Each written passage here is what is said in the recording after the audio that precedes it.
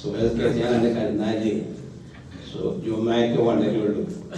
ആ രൂപത്തിലുള്ള സുഖം ഉറങ്ങി ആസ്വദിക്കാനും തണുപ്പ് ആസ്വദിക്കാനും പുതപ്പ് ആസ്വദിക്കാനും ഒക്കെ പറ്റിയ സമയം. അതൊക്കെ ഒഴിവാക്കിയാണ്ട് ഇവിടെ നിങ്ങളെല്ലാവരും ഒരുമിച്ച് കൂടി എല്ലാ ഉസ്താദന്മാരെയും അതുപോലെ ഇത് ഇവിടെ സംഘടിപ്പിച്ച നമ്മളുടെ പ്രവർത്തകന്മാർ എല്ലാവരെയും അഭിനന്ദിച്ചുകൊണ്ട് എല്ലാം അല്ലാഹു സുബ്ഹാനഹു വ തആല സാലിഹായവരായി സ്വീകരിക്കട്ടെ എന്ന് പ്രാർത്ഥിച്ചുകൊണ്ട് ആമുഖം നീട്ടി പറ്റി പറയാതെ ഞാൻ വിഷയത്തിലേക്ക് കടക്കാം. ഒരു പക്ഷേ നിങ്ങൾ ആരെങ്കിലുമൊക്കെ മനസ്സിൽ ഒരു ചെറിയ ചോദ്യം ഉണ്ടാവും, എന്താ ഇപ്പം ഹജ്ജത്തുൽ വദാ, ഹജ്ജിൻ്റെ സമയമൊന്നും അല്ലല്ലോ എന്ന്. അപ്പം ഇങ്ങനെ ഒരു ക്ലാസ്സിന് നമ്മൾ ക്ലാസ് തുടങ്ങണമെന്ന് സംഘാടകർക്കുണ്ട്. പക്ഷെ ഇതുകൊണ്ട് തുടങ്ങിയത് എങ്ങനെ? അതിപ്പോൾ ഞാൻ എൻ്റെ സുഹൃത്തും റൂംമേറ്റുമായ മുജീബ് അഹ്സനി അവരെ കൂടെ ഞങ്ങൾ ഉംറക്ക് പോയപ്പോൾ, ഞാനെപ്പോൾ ഉംറക്ക് പോയാലും വെറുതെക്കലില്ല, ബസ്സിൽ നിന്ന് എന്തെങ്കിലുമൊക്കെ ആൾക്കാർക്ക് പറഞ്ഞു കൊടുത്തു. അപ്പം അതിൻ്റെ ഇടയിൽ ഓരോ മസാലകളും ഹജ്ജത്തുൽ വദാഇൻ്റെ സംഭവത്തിൽ അങ്ങനെ പറഞ്ഞത് ഇങ്ങനെ പറഞ്ഞത് പറഞ്ഞപ്പോൾ അവർ എന്നോട് ചോദിച്ചു, എന്നാൽ ഹജ്ജത്തുൽ വദാ ഒന്ന് വിശദീകരിച്ചു, നമുക്ക് പണ്ഡിതന്മാരെ സംഘടിപ്പിച്ച് കണ്ട് ഒരു ക്ലാസ് വെച്ചുകൂടെ ചോദിച്ചു. ആയിക്കോട്ടെ അറിഞ്ഞാൽ അങ്ങനെയാണിത്. പിന്നെ ഞാൻ അങ്ങനെ ആലോചിച്ച് നോക്കുമ്പോൾ ഇതിപ്പോൾ സന്ദർഭം അഥവാ ഹജ്ജിൻ്റെ ഒരു മുനാസബത്തില്ലല്ലോ. ഇപ്പോൾ ദായിസ്ഥാനോട് വിളിച്ച് അങ്ങനെ ആ വിഷയം ആക്കണമെന്ന് ചോദിച്ചപ്പോൾ അതന്നെ ആയിക്കോട്ടെ എന്ന് പറഞ്ഞു. അപ്പം അങ്ങനെയാണ് ഈ വിഷയം തുടങ്ങിയത്. പക്ഷേ ഒരു വലിയൊരു കാര്യം നമ്മൾ ആലോചിച്ച് നോക്കിയാൽ ഈ ഹജ്ജത്തുൽ വദാഇൻ്റെ സംഭവം നമ്മൾ വിശദീകരിക്കുമ്പോൾ മഹാനായ റസൂൽ സല്ലല്ലാഹു അലൈഹി വസല്ലം കൂടെ ഹജ്ജത്തുൽ വദാഇന് പങ്കെടുത്തതായിരിക്കുന്ന ഒരു അനുഭൂതി നമുക്കുണ്ടാവും. ആ ഹജ്ജത്തുൽ വദാഇന് നമ്മൾ പങ്കെടുത്തതുപോലെ ഓരോ കാര്യങ്ങൾ റസൂൽ സല്ലല്ലാഹു അലൈഹി വസല്ലം തങ്ങൾ സഹാബത്തിനെ കൊണ്ട് ചെയ്യുകയും ചെയ്യുന്നത് നമ്മളിങ്ങനെ കാണുന്നത് പോലെ നമുക്ക് അത് വേറൊരു ക്ലാസ് കൊണ്ട് കിട്ടൂല. അപ്പോൾ ഇത് നല്ലൊരു വിഷയം തന്നെയാണ്. അപ്പോൾ നമ്മൾ ഹജ്ജത്തുൽ വദാഇനെ സംബന്ധിച്ച് ഹജ്ജത്തുൽ വദാഇൻ്റെ സംഭവം ഒരുപാട് സഹാബാക്കൾ റിപ്പോർട്ട് ചെയ്തിട്ടുണ്ട്. ആയിഷ റളിയല്ലാഹു അൻഹ റിപ്പോർട്ട് ചെയ്തിട്ടുണ്ട്. ഇബ്നു ഉമർ റളിയല്ലാഹു അൻഹുമ റിപ്പോർട്ട് ചെയ്തിട്ടുണ്ട്. അനസ് ഇബ്നു മാലിക് റളിയല്ലാഹു അൻഹു റിപ്പോർട്ട് ചെയ്തിട്ടുണ്ട്. എന്നാൽ അക്കൂട്ടത്തിൽ ഏറ്റവും വിശദമായി ആ സംഭവം വിശദീകരിച്ചതായിരിക്കുന്ന സഹാബി മഹാനായ ജാബിർ ഇബ്നു അബ്ദുല്ലാഹി അൻസാരി റളിയല്ലാഹു അൻഹു, മഹാനായ സഹാബിയാണ്. അവര് വളരെ കാലം ജീവിച്ചു. ജീവിതത്തിൻ്റെ അവസാനത്തിൽ വയസ്സായതുകൊണ്ട് അവരുടെ കാഴ്ച നഷ്ടപ്പെട്ടു. അവര് അന്ധനായി തോന്നി. അങ്ങനെ അതിൻ്റെ ശേഷം അവരെ അടുക്കൽ ഹാജരായിക്കൊണ്ട് തങ്ങന്മാരിൽപ്പെട്ട ഒരു മഹാന് ഹുസൈൻ റളിയല്ലാഹു അൻഹുവിൻ്റെ സന്താന പരമ്പരയിൽപ്പെട്ടതായിരിക്കുന്ന മുഹമ്മദുൽ ബാഖിർ എന്ന് പറയുന്നതായിരിക്കുന്ന മഹാനായ തങ്ങൾ, അവര് മുഹമ്മദുൽ ബാഖിർ ആരുടെ മകനാണ്? അലിയും സൈനുൽ ആബിദീൻ എന്നിവരുടെ മകനാണ്. അലി സൈനുൽ ആബിദീൻ ഹുസൈൻ റളിയല്ലാഹു അൻഹുവിൻ്റെ മകനാണ്. ഹുസൈൻ റളിയല്ലാഹു അൻഹു അലി നബി താലിബ് റളിയല്ലാഹു അൻഹു മകനാണ്. അപ്പോൾ അവരാണ് ഈ ഹദീസ് റിപ്പോർട്ട് ചെയ്യുന്നത്. അപ്പോൾ ഇവിടെ തന്നെ നമുക്കൊരു കാര്യം, ഒരു പോയിന്റ് മനസ്സിലാക്കാണ്ട്, എന്താണ്, നമ്മളവിടെ വിവരമില്ലാത്ത ചില ആൾക്കാർ, ചരിത്രം അറിയാത്ത ആൾക്കാർ പറയുന്നുണ്ട്, കർബല യുദ്ധത്തിന് ഹുസൈൻ റളിയല്ലാഹു അൻഹുവിന്റെ കൂടെയുള്ള എല്ലാവരെയും കൊല്ലപ്പെട്ടത് കൊണ്ട് നബി കുടുംബം അവസാനിച്ചിട്ടുണ്ട്. ഇന്ന് ആരെങ്കിലും നബി കുടുംബത്തിൽപ്പെട്ടവരാണ്, അഹ്ലു ബൈത്ത് പെട്ടതാണെന്ന് പറഞ്ഞാൽ കള്ളന്മാരാണ് എന്ന് പറയുന്നത് ചരിത്രം അറിയാത്ത ആളുകളാണ്. കാരണം ആ കൂട്ടത്തിൽ ഈ അലിയും സൈനുൽ ആബിദീൻ എന്ന് പറഞ്ഞതായിരിക്കുന്ന മഹാന് ബാക്കിയുണ്ടായിരുന്നു. അവരുടെ മകനാണ് മുഹമ്മദുൽ ബാഖിർ. മുഹമ്മദുൽ ബാഖിറിൻ്റെ മകനാണ് ജഅഫർ സാദിഖ്. ജഅഫർ സാദിഖിൻ്റെ ബാപ്പയായ മുഹമ്മദുൽ ബാഖിർ റളിയല്ലാഹു അൻഹു ആണ് ജാബിർ ബിൻ അബ്ദുല്ലാഹിൽ അൻസാരി റളിയല്ലാഹു അൻഹുവിൽ നിന്ന് ഈ ഹദീസ് റിപ്പോർട്ട് ചെയ്യുന്നത്. അപ്പോൾ ഞങ്ങളോടുള്ള കുറച്ച് ആളുകളല്ലാതെ ആരും അത് പറയുന്നില്ല കേട്ടോ. ഇവിടെ തങ്ങന്മാർക്ക് ഔക്കാഫൊക്കെ ഉണ്ട്, അവർക്ക് വഖഫ് ചെയ്തൊക്കെ മക്കത്തുണ്ട്. ഇവിടെ എൻ്റെ സുഹൃത്തുക്കളായ സൗദിയോട് പറയാണ്, ഇവിടെ തങ്ങന്മാർക്ക് സാദ് സയ്യിദ് എന്നല്ല പറയുക, ഷെരീഫ് എന്നാണ് പറയുക. അപ്പോൾ ഓല അതിൽ തന്നെ ഓല മറ്റേ ഐ ഡി തന്നെ ഷെരീഫ് ഫുലാൻ ബിൻ ഫുലാൻ തങ്ങൾ എന്ന് എഴുതുക. അപ്പോൾ ഏതായാലും പിന്നെ ഹസൻ റളിയല്ലാഹു അൻഹു എന്താണ് പറയുക, അതും ബാക്കിയുണ്ട്. ഏതായിരുന്നാലും ഈ ഹദീസ് ആര് റിപ്പോർട്ട് ചെയ്താണ്? മഹാനായ ഇമാം മുസ്ലിം റളിയല്ലാഹു അൻഹു അവരുടെ സഹീഹ് മുസ്ലിം റിപ്പോർട്ട് ചെയ്തതായിരിക്കുന്ന ഹദീസാണ്. ഈ ഹദീസ് അവലംബമാക്കിയിട്ടാണ് ഞാൻ പിന്നെ ഈ സംഭവം വിവരിക്കുന്നത്. മറ്റ് ചില സഹാബത്തിൻ്റെ ഹദീസുകളിലുള്ളതായ കാര്യങ്ങളും പിന്നെ ഇതിൽ ഉൾക്കൊള്ളാത്തത് പറയും. കാര്യമായിട്ട് ഈ ഹദീസിലുള്ളതാണ് പറയാൻ ഉദ്ദേശിക്കുന്നത്. ഏതായിരുന്നാലും ജാബിർ ബിൻ അബ്ദുല്ലാഹിൽ അൻസാരി റളിയല്ലാഹുവിന്റെ അടുക്കൽ മുഹമ്മദുൽ ബാഖിർ റളിയല്ലാഹു അൻഹും മറ്റ് കുറച്ച് ആളുകളും കൂടി പോയപ്പോൾ അവർ ചോദിച്ചു, കണ്ണുണ്ടൂടാ. അപ്പോൾ അവർ ചോദിച്ചു, നിങ്ങൾ ആരാണ്? അപ്പോൾ ഓരോരുത്തരും ഇന്നാളാണെന്ന് പറഞ്ഞ് അവസാനം ചെറുപ്പക്കാരനായ മുഹമ്മദുൽ ബാഖിർ റളിയല്ലാഹു അൻഹു, ഞാൻ മുഹമ്മദാണ്, സൈനുൽ ആബിദീൻ അലി സൈനുൽ ആബിദീൻ്റെ മകൻ മുഹമ്മദാണെന്ന് പറഞ്ഞപ്പോൾ അവർക്ക് ഭയങ്കര സന്തോഷമായി. വളരെ സന്തോഷമായപ്പോൾ ഇബ്നു അഖീ സൽമാൻ എന്താ ചോദിക്കേണ്ടത് ചോദിച്ചോ എന്ന് ജാബിർ റളിയല്ലാഹു അൻഹു വളരെ ബഹുമാന പരസ്പരം ഈ മഹാനായ അഹ്ലുൽ ബൈത്തിനോട് പറയുകയുണ്ട്. അപ്പോൾ അവർ പറഞ്ഞു, ഹജ്ജത്തുൽ വദാഇന്റെ സംഭവം ഒന്ന് പറഞ്ഞു തരണം എന്ന്. അപ്പോൾ അവർ പറഞ്ഞ സംഭവം, അതിൽ ഹജ്ജുമായി ബന്ധപ്പെടാത്ത വിഷയങ്ങൾ ഞാൻ വിശദീകരിക്കുന്നില്ല. ഏതായിരുന്നാലും അവർ പറഞ്ഞു, റസൂൽ സല്ലല്ലാഹു അലൈഹി വസല്ലം തങ്ങൾ 9 കൊല്ലം മദീനയിൽ ജീവിച്ച 9 കൊല്ലം ഹജ്ജൊന്നും ചെയ്തിട്ടില്ല. 10ാമത്തെ കൊല്ലം റസൂൽ സല്ലല്ലാഹു അലൈഹി വസല്ലം തങ്ങൾ ഹജ്ജിന് പോകുന്നുണ്ട് എന്ന വിവരം വിളംബരം ചെയ്യേണ്ട താമസം, ലോകത്തിൻ്റെ നാനാഭാഗത്തുനിന്നും ആളുകൾ മദീനയിൽ വന്ന് തടിച്ചുകൂടി. നിങ്ങൾ ആലോചിച്ച് നോക്കണം, ഇത്ര ആളുകൾ സംഘടിപ്പിക്കാൻ ഇതേ ആവശ്യമായി വന്നിട്ടുള്ളൂ. റസൂൽ സല്ലല്ലാഹു അലൈഹി വസല്ലം തങ്ങൾ ഹജ്ജിന് പോവുകയാണ് എന്നുള്ള ഒരൊറ്റ വാക്ക്, ആ വാക്കാണ്ട് കേട്ടപ്പോൾ എല്ലാവരും റസൂൽ സല്ലല്ലാഹു അലൈഹി വസല്ലം തങ്ങളുടെ കൂടെ ഹജ്ജ് ചെയ്യാനും എങ്ങനെ ചെയ്യുന്നത്, ഓരോ കാര്യങ്ങൾ എങ്ങനെ ചെയ്യുന്നത് എന്ന് മനസ്സിലാക്കാനും, ആ മനസ്സിലാക്കിയതനുസരിച്ച് ചെയ്യാനും, അത് മനസ്സിലാക്കി ലോകത്തിന് ഖിയാമത്ത് നാൾ വരെ വരാൻ പോകുന്ന ആളുകൾക്ക് എത്തിച്ചു കൊടുക്കാനും വേണ്ടി വലിയൊരു സംഘം ഒരുമിച്ച് കൂടി. അങ്ങനെ റസൂൽ സല്ലല്ലാഹു അലൈഹി വസല്ലം തങ്ങൾ ഹജ്ജിന് പുറപ്പെടുക. അങ്ങനെ ദുൽഹുലൈഫയിലെത്തി. ചുരുക്കി പറയാണ്, വളരെ ചുരുക്കി പറയാനേ നമുക്ക് സമയം ഉണ്ടാവുള്ളൂ, എന്നാൽ തന്നെ കഴിയുമെന്ന് എനിക്കറിയില്ല. പിന്നെ ഏതായാലും ദുൽഹുലൈഫയിലെത്തി. കുളിച്ചത് എവിടെ നിന്നാണ്? ഈ ഹദീസിൽ ദുൽഹുലൈഫയിൽ നിന്ന് കുളിച്ചു എന്ന് പറഞ്ഞിട്ടില്ല. മറ്റു ചില ഹദീസുകളിൽ നിന്ന് റസൂൽ സല്ലല്ലാഹു അലൈഹി വസല്ലം തങ്ങൾ ഇഹ്റാമിന് വേണ്ടി കുളിച്ചത് മദീനയിൽ നിന്നായിരുന്നു എന്നാണ് അറിയാൻ സാധിക്കുന്നത്.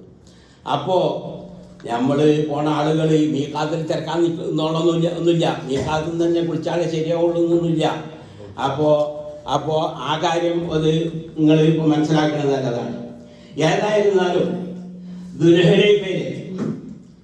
അപ്പോൾ മഹാനായ ജാബിർ റളിയല്ലാഹു അൻഹു പറയാണ്, റസൂൽ സല്ലല്ലാഹു അലൈഹി വസല്ലം തങ്ങളുടെ ചുറ്റും ഞാനിങ്ങനെ നോക്കുമ്പോൾ കണ്ണെത്താ ദൂരം മുന്നിലും കണ്ണെത്താ ദൂരം പിന്നിലും വലത്ത് ഭാഗത്തും ഇടത്ത് ഭാഗത്തുമായിട്ട് ധാരാളം ആളുകൾ. കുറേ ആളുകളൊക്കെ വാഹനപ്പുറത്താണ്, കുറേ ആളുകൾ നടക്കുകയുമാണ്. റസൂൽ സല്ലല്ലാഹു അലൈഹി വസല്ലം തങ്ങൾ ഖസ്വ എന്ന് പറയുന്നതായിരിക്കുന്ന വാഹനപ്പുറത്താണ് റസൂൽ സവാരി ചെയ്യുന്നത്.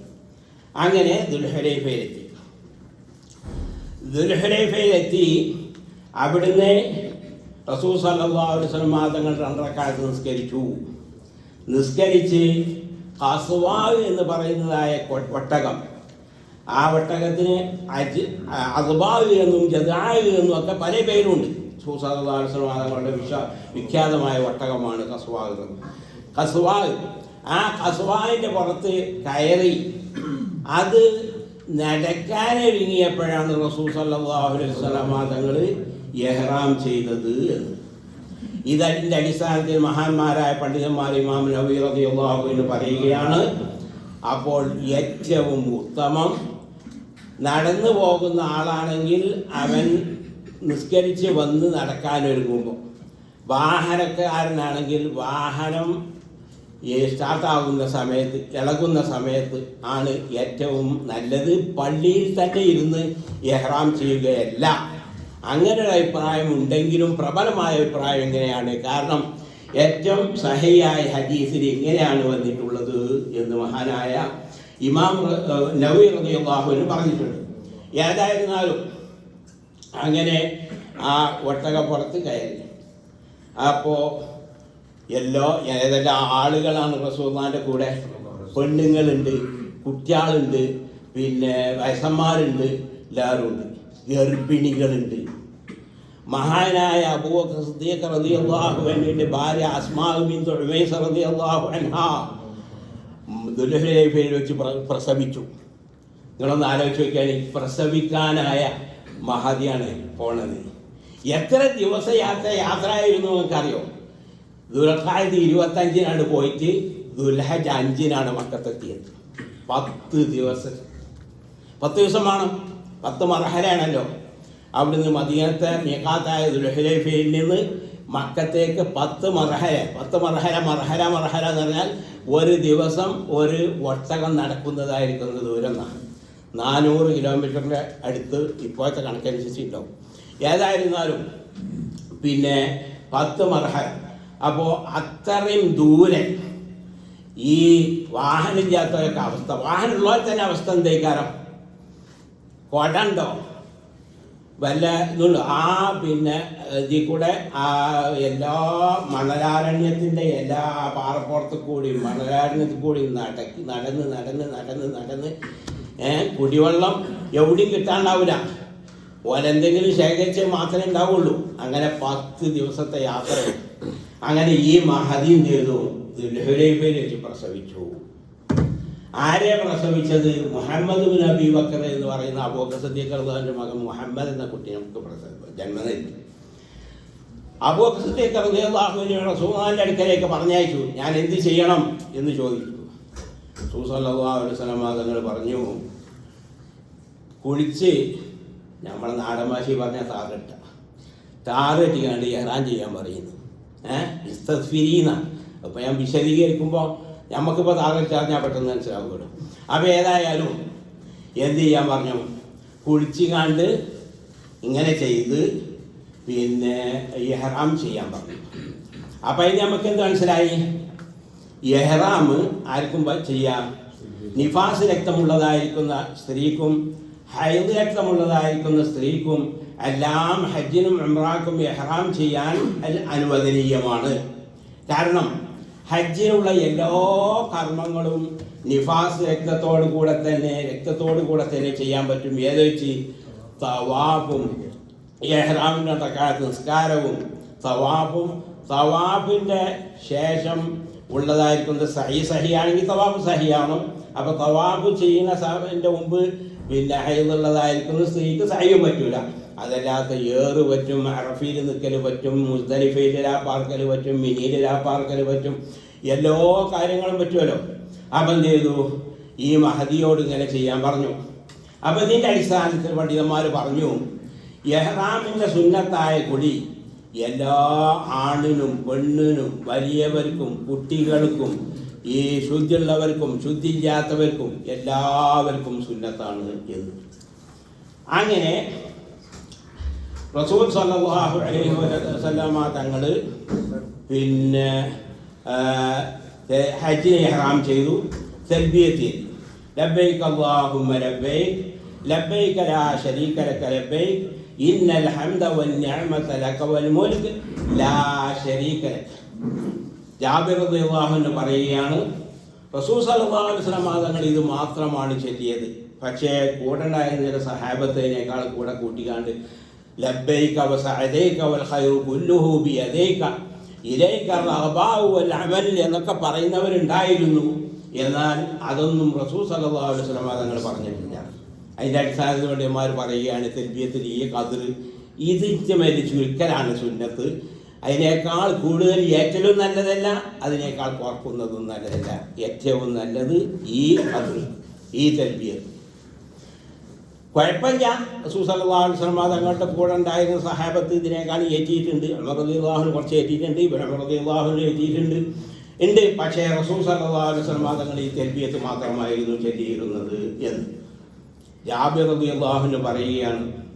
ഞങ്ങൾ പുറപ്പെടുമ്പോൾ ഞങ്ങൾ ആരും ഹജ്ജിൻ്റെ ഉദ്ദേശമല്ലാതെ ഞങ്ങൾ അക്കാർക്കും ഉണ്ടായിരുന്നില്ല. കാരണം അക്കാലത്തൊരു വിശ്വാസം ഉണ്ടായിരുന്നു, ഹജ്ജിൻ്റെ മാസങ്ങളിൽ ഉംറ പാടില്ല. ഹജ്ജിൻ്റെ മാസം എന്ന് പറഞ്ഞാൽ ശവ്വാൽ, ദുൽഖഅദ, ദുൽഹജ്ജിൻ്റെ ആദ്യത്തെ 10 രാത്രിയും 9 പകലും ഈ സമയങ്ങളിൽ ഉംറ പാടില്ല. അഫ്ജറുൽ ഫുജൂർ, അങ്ങേറ്റത്തെ തമ്മാടിത്താണ് ആ സമയത്ത് ഉംറ ചെയ്യാന്നുള്ളത്. അത് തട്ടിപ്പിന് വേണ്ടി മക്കക്കാരായ ഖുറൈശികൾ ഉണ്ടാക്കിയ തട്ടിപ്പാണ്. ഹജ്ജിനില്ല എന്ന് പറഞ്ഞാൽ വലിയൊരു വരുമാനമാണ്, ഉംറക്കില്ല എന്ന് പറഞ്ഞാൽ വരുമാനമാണ്. അവിടുന്ന് ഭക്ഷണം വാങ്ങും, വാടകയ്ക്ക് കൊടുക്കും, റൂം വാടകയ്ക്ക് കൊടുക്കും, വേറുള്ള സാധനങ്ങൾ തിരിച്ചു പോകണ സമയത്ത് ഹദിയാകുന്നുണ്ടാവും, വലിയൊരു വരുമാനമാണ്. അപ്പോൾ ഒരു യാത്രയിൽ തന്നെ രണ്ടും ചെയ്ത് കണ്ട ആളുകൾ പോയാൽ വരുമാനം കുറയും. അതുകൊണ്ട് ഹജ്ജിൻ്റെ സമയത്ത് ഹജ്ജേ പാടുള്ളൂ, ഉംറയ്ക്ക് വേറെ വന്നോളണം എന്നുള്ള ഒരു അന്ധവിശ്വാസം പ്രചരിപ്പിച്ചിരുന്നു. അതുകൊണ്ട് തന്നെ ആ പങ്കെടുത്ത ആളുകൾക്ക് ഹജ്ജിൻ്റെ സമയത്ത് ഉംറ പാടില്ലല്ലോ. അപ്പം ഞങ്ങളെല്ലാവരും ഹജ്ജല്ലാതെ ആർക്കും ഉദ്ദേശമില്ല, ഉംറനെ പറ്റി ഞങ്ങൾക്ക് ചിന്തയില്ല. അങ്ങനെ ഞങ്ങളെല്ലാവരും ഹജ്ജിനെ ഇഹ്റാം ചെയ്തു. അപ്പോൾ ജാബിർ റളിയല്ലാഹു പറയാണ് എല്ലാവരും ഹജ്ജിനെ ഇഹ്റാം ചെയ്തത് എന്ന്. അപ്പോൾ അത് നമ്മളെ മദ്ഹബിന് തെളിവാണ്. ഹജ്ജും ഉംറയും കൂടി ചെയ്യാൻ ഒരാൾ ഉദ്ദേശിച്ചാൽ ആദ്യം ഹജ്ജും പിന്നെ ഉംറയും ചെയ്യുക, ഇഫ്രാദായിട്ട് ചെയ്യലാണ് ഏറ്റവും ഉത്തമം എന്ന് ആണ് ഷാഫിഈ മദ്ഹബും മാലിക്കി മദ്ഹബും. ഹംബലി മദ്ഹബിൽ തമത്വമാണ് ഏറ്റവും ഉത്തമം, ഹനഫി മദ്ഹബിൽ ഖിറാനാണ് ഉത്തമം. എന്നാൽ അന്ന് എല്ലാവരും ഹജ്ജിനായിരുന്നു ഇഹ്റാം ചെയ്തിരുന്നത് എന്ന് ആണ് ആര് പറഞ്ഞത്? ജാബിർ റളിയല്ലാഹു അൻഹു പറഞ്ഞത്. അപ്പോൾ ഇഫ്രാദായിട്ട് ഹജ്ജ് ചെയ്യൽ എങ്ങനെ? മീഖാത്തിൽ നിന്ന് ഹജ്ജിനെ ഇഹ്റാം ചെയ്യാം. അങ്ങനെ ഹജ്ജിൻ്റെ കർമ്മങ്ങളൊക്കെ കഴിഞ്ഞ് 2 ദിവസത്തെ അല്ലെങ്കിൽ 3 ദിവസത്തെ കഴിഞ്ഞതിന് ശേഷം ഹറമിൻ്റെ പുറത്ത് പോയാണ്ട് ഉംറയ്ക്ക് ഇഹ്റാം ചെയ്തു വന്ന് ഉംറയും ചെയ്യാം. ഇതാണ് ഇഫ്രാദ്. അതാണ് ഏറ്റവും ഉത്തമമായ രൂപം. കാരണം അങ്ങനെയാണ് അന്ന് റസൂൽ സല്ലല്ലാഹു അലൈഹി വസല്ലം തങ്ങൾ ചെയ്തത്. പക്ഷേ അവസാനം റസൂൽ സല്ലല്ലാഹു അലൈഹി വസല്ലം തങ്ങൾ ഖാരിനായി, അതായത് ഉംറയും കൂടി ഹജ്ജിലേക്ക് ഉൾപ്പെടുത്തി. അള്ളാഹുവിൻ്റെ ഓർഡർ വന്നു. ഈ ഒരുമിച്ച് കൂടിയതായിരിക്കുന്ന ലക്ഷക്കണക്കിന് ആളുകളുടെ മുന്നിൽ ഹജ്ജിൻ്റെ സമയത്ത് ഹജ്ജിൻ്റെ മാസങ്ങളിൽ ഉംറ പറ്റും എന്ന് വിളംബരം ചെയ്യണം. അതുകൊണ്ട് ഉംറയും കൂടി ആ കൂട്ടത്തിൽ ചെയ്യണം എന്ന്. അപ്പോൾ അതുകൊണ്ട് റസൂൽ ആദ്യത്തിന് മുഫ്രീദുമാണ്, അവസാനത്തിലെ ഖാരിനുമാണ്. ഖാരിനാകൽ അഫ്ളലായത് കൊണ്ടല്ല, മറിച്ച് ഈ ഒരു ഉദ്ദേശത്തിന് വേണ്ടിയാണ്. ഹജ്ജിൻ്റെ മാസങ്ങളിൽ ഉംറ ചെയ്യാൻ പറ്റും എന്നുള്ള കാര്യം വ്യക്തമാക്കുക എന്ന ഉദ്ദേശത്തിന് വേണ്ടിയാണ്. അപ്പോൾ റസൂൽ ആദ്യം മുഫ്രീദും പിന്നെ ഒരു പ്രത്യേക സാഹചര്യത്തിന് വേണ്ടി, പ്രത്യേക കാരണത്തിന് വേണ്ടി അവസാനം ഖാരിനും ആയി എന്നാണ് പണ്ഡിതന്മാർ പറയുന്നത്. ഏതായിരുന്നാലും അങ്ങനെ ഇഹ്റാം ചെയ്തു, തൽബിയത്തും ചൊല്ലി പോയി മക്കയിലെത്തിയപ്പോൾ ആദ്യം തവാഫ് ചെയ്തു. എങ്ങനെ തവാഫ്? ആദ്യം ഹജറുൽ അസ്വദ് തൊട്ട് മുത്തുകയും ചുംബിക്കുകയും എല്ലാം ചെയ്തുകൊണ്ട് റസൂൽ സല്ലല്ലാഹു അലൈഹി വസല്ലം തങ്ങൾ ആദ്യം തവാഫ് ചെയ്തു. ഇതേത് തവാഫാണ്? ഖുദൂമിൻ്റെ തവാഫ്. ഹജ്ജിനെ ഇഹ്റാം ചെയ്തതായിരിക്കുന്ന വ്യക്തികൾക്ക് അവർക്ക് ഹജ്ജിനും ഉംറക്കും കൂടി ഇഹ്റാം ചെയ്തതാണെങ്കിലും ഹജ്ജിന് മാത്രം ഉംറ ചെയ്തതാണെങ്കിലും ഖുദൂമിൻ്റെ തവാഫ് സുന്നത്തുണ്ട്.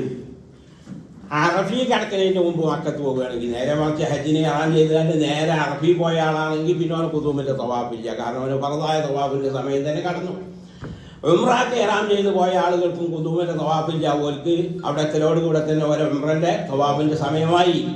എന്നാൽ ഹജ്ജിനെ ഇഹ്റാം ചെയ്ത ആളെ സംബന്ധിച്ചിടത്തോളം അയാൾ ഈ അറഫയിൽ നിൽക്കുന്നതിന് മുമ്പ് മക്കയിൽ ചെന്നാൽ ഖുദൂമിൻ്റെ തവാഫ് സുന്നത്തുണ്ട്. റസൂൽ സല്ലല്ലാഹു അലൈഹി വസല്ലം തങ്ങൾ എന്ത് ചെയ്തു? ഖുദൂമിൻ്റെ തവാഫ് ചെയ്തു.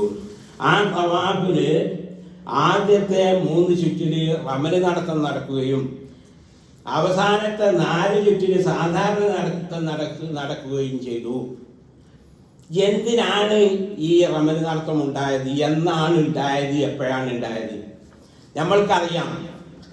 ഞങ്ങളുടെ 6-ാം വർഷം ഹുദൈബിയയിൽ പിന്നെ റസൂൽ സല്ലല്ലാഹു അലൈഹി വസല്ലം സഹാബത്തും ഉംറയ്ക്ക് വന്നതായ സമയത്ത് മക്കക്കാർ അവിടെ വെച്ച് തടയുകയും ഈ വർഷങ്ങൾ തിരിച്ചു പോകണം, അടുത്ത വർഷം നിങ്ങൾക്ക് വരാം, 3 ദിവസം തങ്ങാം, ഞങ്ങൾ നിങ്ങൾക്ക് ഒഴിച്ചു തരാം എന്ന് പറഞ്ഞ സമയത്ത് 7-ാം വർഷത്തിൽ ഉംറയ്ക്കൊന്നില്ലേ, ആ ഉംറയ്ക്ക് ഉംറത്തുൽ ഖദാഇ എന്ന് പറയും. ആ ഉംറത്തുൽ ഖദാഇന് വന്നതായ സമയത്ത് റസൂൽ സല്ലല്ലാഹു അലൈഹി വസല്ലം തങ്ങളുടെ സഹാബത്തിനെയും പരിഹസിച്ചു മക്കക്കാർ. എന്താ പറഞ്ഞത്? യസ്രീബിലെ, അന്ന് മദീനയുടെ യസ്രീബ് എന്നതിൻ്റെ പേര്, അവിടുത്തെ വിഷമം കൊണ്ടാ പേര്, അവിടെ ആര് ചെന്നാലും പരിക്കും. അപ്പോൾ അവർ പറഞ്ഞു പിന്നെ യസ്രീബിൽ പോയി പനി പിടിച്ച് ചാകാറായ കുറച്ച് ആൾക്കാർ ഇവിടെ ഇവിടെ തവാഫ് ചെയ്യാൻ വരുന്നത്.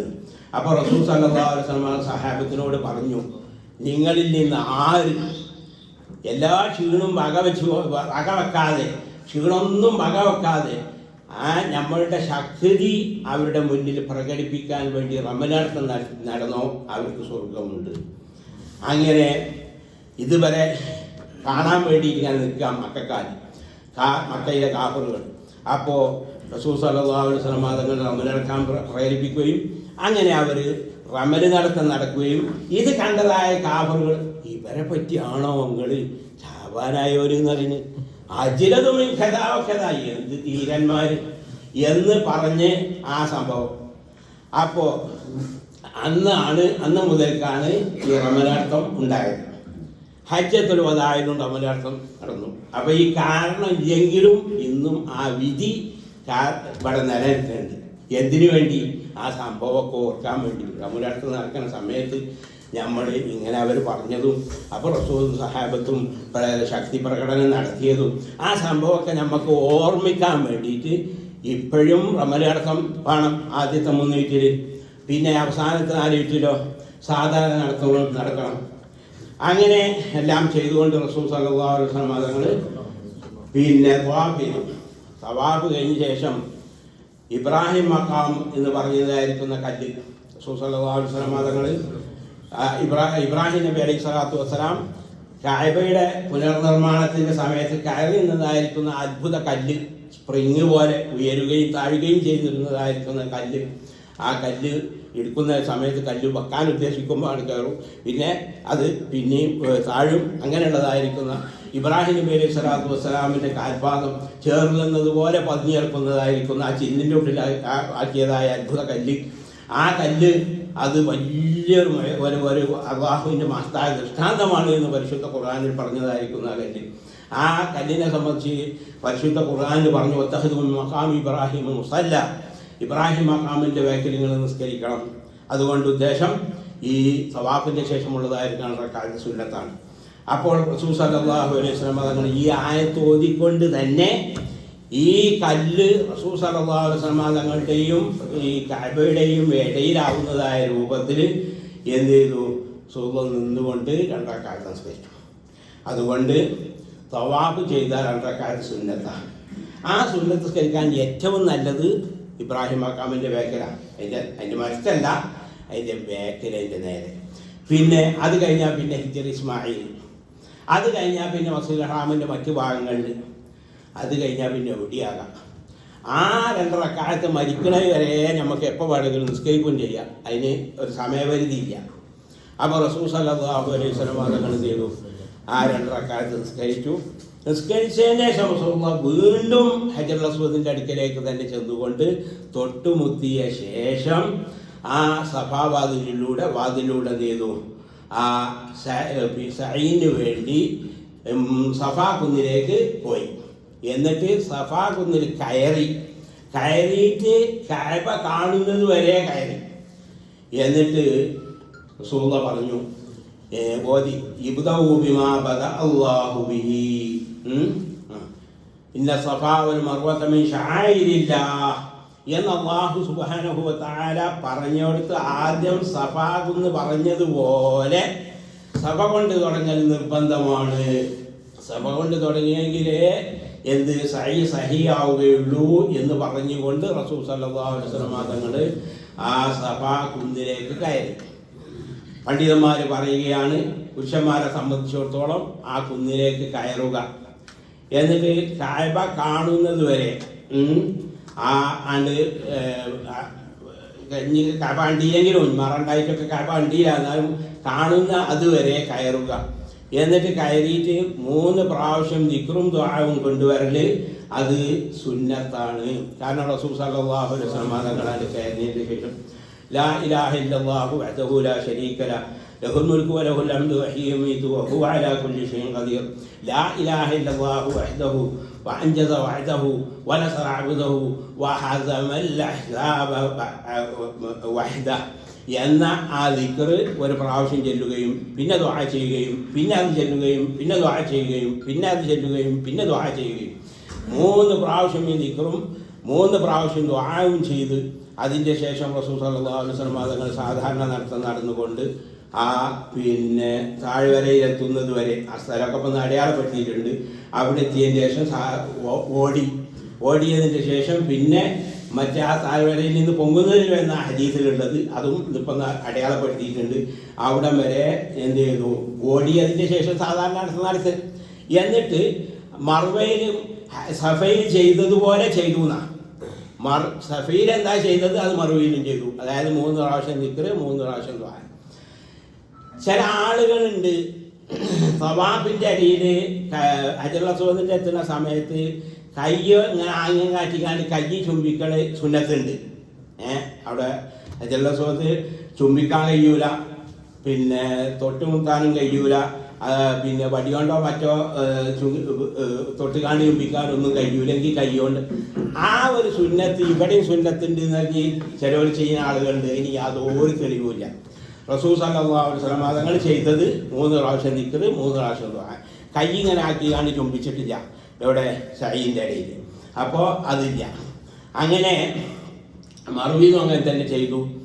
അങ്ങനെ പിന്നെ സഫയിലേക്ക് മടങ്ങി. അങ്ങനെ സഈ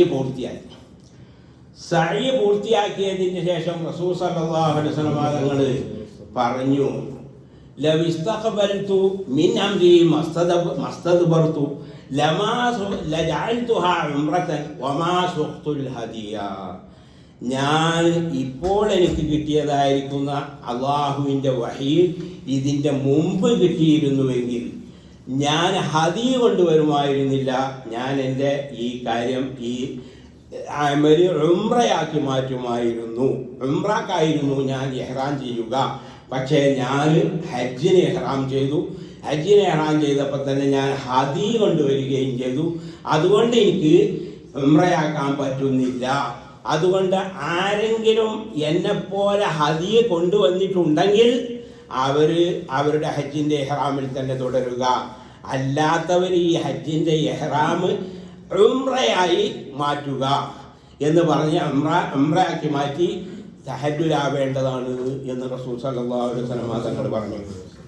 അപ്പോൾ എന്തിന് കൽപ്പിച്ചു? ഈ ഹദിയ കൊണ്ടുവരാത്തതായ ആളുകളോടൊക്കെ ഹജ്ജിനുള്ളതായിരിക്കുന്ന ഇഹ്റാം ആ ഇഹ്റാം ഫസ്റ്റ് ചെയ്ത് അത് ഉംറയാക്കാൻ കൽപ്പിച്ചു. അങ്ങനെ ചെയ്യാൻ പറ്റുമോ? ഹജ്ജിന് ഇഹ്റാം ചെയ്ത് കണ്ട് അതിനെ ഉംറയാക്കാൻ പറ്റുമോ? അത് ആ കൊല്ലത്തെ പ്രത്യേകത. റസൂൽ സല്ലല്ലാഹു അലൈഹി വസല്ലം തങ്ങളും അതുപോലെ കൂടെ ഹദിയുള്ളതായിരിക്കുന്ന ആളുകളും എന്ത് ചെയ്തു? അവർ ഈ ഹജ്ജിൻ്റെ ഇഹ്റാം കൂടെ ഉംറയും കൂടിയാണ് ഉൾപ്പെടുത്തി. ഹജ്ജിനെ ഇഹ്റാം ചെയ്തു, മീഖാത്തിൽ നിന്ന് ഹജ്ജിനെ ഇഹ്റാം ചെയ്തു, പിന്നെ എന്ത് ചെയ്തു? ഉംറയും കൂടി അതിൽ ഉൾപ്പെടുത്തി. അപ്പം കാര്യനായി. അങ്ങനെ ഒരു ഖിറാന് പറ്റുമോ? ഖിറാന് 2 രൂപമുള്ളത്. ഒന്ന് മീഖാത്തിൽ തന്നെ രണ്ടിനും കൂടി ഹെറാം ചെയ്യുക, അല്ലെങ്കിൽ മീഖാത്തിൽ നിന്ന് ഉംറക്ക് ഹെറാം ചെയ്ത് കണ്ട് പിന്നെ ഹജ്ജ് അതിൽ ഉൾപ്പെടുത്തുക. ഹജ്ജിനാണ് ഞാൻ ചെയ്താൽ ഉംറ ഉൾപ്പെടുത്തുക എന്നുള്ള ഒരു രൂപം ഫിഖഹിന്റെ കിതാബിലില്ല. പണ്ഡിതന്മാർ ഇതിന് മറുപടി അറിയുന്നത് അതും ആ കൊല്ലത്തെ പ്രത്യേകതയാണ്. ആ കൊല്ലത്തെ പ്രത്യേകതയാണ്. എന്തിനാ ആ കൊല്ലത്തിനായി ചെയ്തത്? ഹജ്ജിന്റെ മാസത്തിൽ ഉംറ ചെയ്യൽ സഹിയാകും എന്ന് പഠിപ്പിക്കാൻ വേണ്ടി.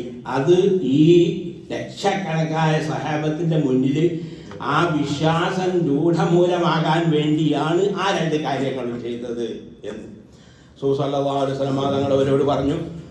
ഇവിടെ ഹദി കൊണ്ടുവരാത്തതായിരിക്കുന്ന ആളുകൾ എല്ലാവരും ഹജ്ജിന്റെ ഇഹ്റാം ഉംറയായിട്ട് ഫസ്ഖ് ചെയ്യുക, അല്ലാത്തവർ ഹജ്ജിൽ തന്നെ തുടരുക, പക്ഷേ ഉംറയും കൂടി അതിൽ ഉൾപ്പെടുത്തുക. അങ്ങനെ അതായത് ഹജ്ജിന് ഈ ഹദി കൊണ്ടുവരാത്ത ആളുകൾ മുത്തമത്തിയങ്ങളാവുക, അല്ലാത്തവർ കാരീനങ്ങളും ആവുക എന്ന് പറഞ്ഞു. അപ്പം എന്താ ഈ ഹദി എന്ന് പറഞ്ഞാൽ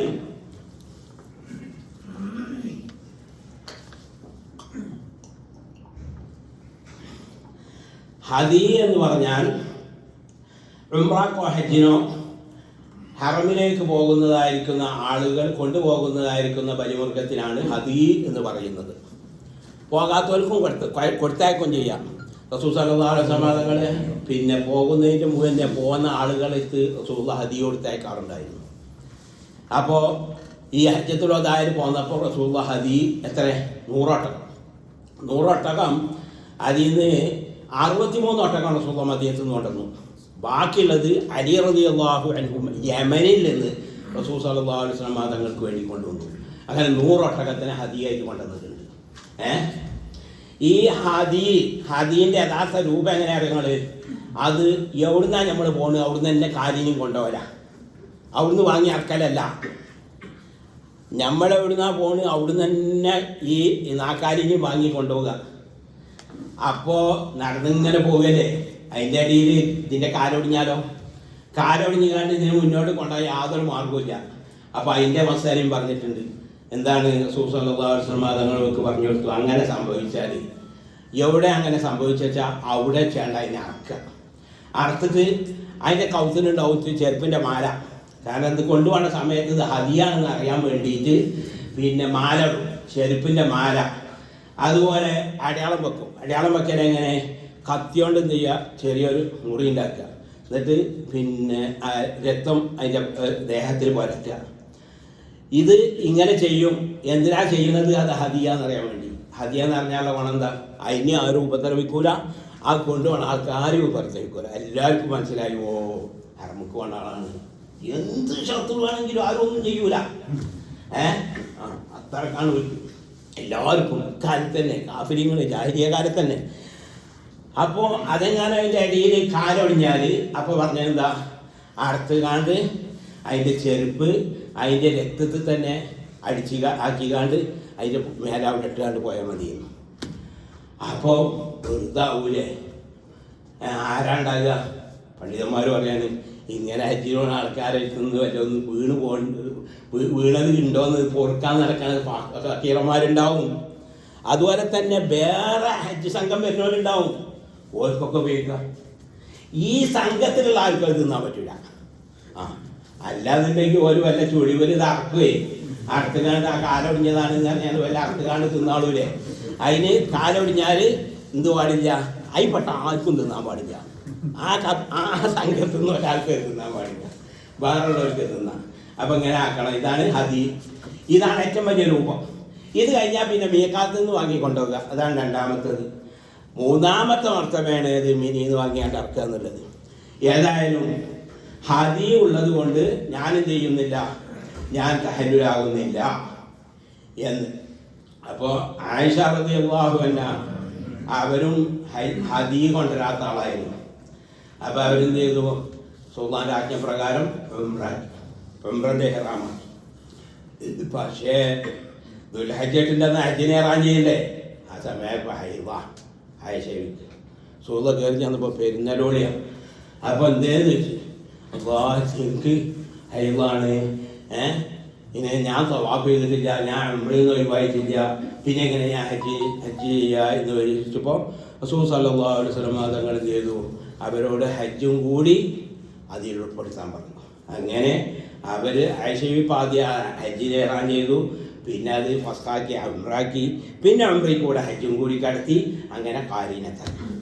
അപ്പോൾ ഹജ്ജിൻ്റെ ഒരമൽ കൊണ്ട് തന്നെ ആയിഷ ബീവിക്ക് ഹജ്ജും കിട്ടി ഉംറയും കിട്ടി. പക്ഷെ ആയിഷ ബീവി വാശി പിടിച്ച് എല്ലാവരും വന്നുകൊണ്ട് ഹജ്ജ് ഉംറയും ചെയ്യുക, ആദ്യം ഉംറ ചെയ്ത് പിന്നെ ഹജ്ജ് ചെയ്ത്, ഞാൻ മാത്രം വെറും ഹജ്ജും ചെയ്തുകൊണ്ട് പറ്റൂല. അപ്പോൾ റസൂൽ സല്ലല്ലാഹു അലൈഹി വസല്ലം തങ്ങൾ പറഞ്ഞേ എന്നായിക്കോട്ടെ, ആങ്ങളുണ്ട് അബ്ദുറഹ്മാൻ നബിയോ അവസത്തിൻ്റെ വാക്കാൻ അബ്ദുറഹ്മാൻ എന്നവരോട് പറഞ്ഞു ഓളെ കൊണ്ടുപോയാണ്ട് തന്നെയും കൊണ്ടുപോയാണ്ട് ഒന്ന് ഇഹ്റാം ചെയ്യിപ്പിക്കുക എന്ന്. അങ്ങനെ എന്ത് ചെയ്തു, അബ്ദുറഹ്മാൻ അബൂബക്കറിൻ്റെ കൂടെ ആയിഷ ബീവി തന്നൈമിക്ക് പോയി, അവിടുന്ന് ഇഹ്റാം ചെയ്തതെന്ന്.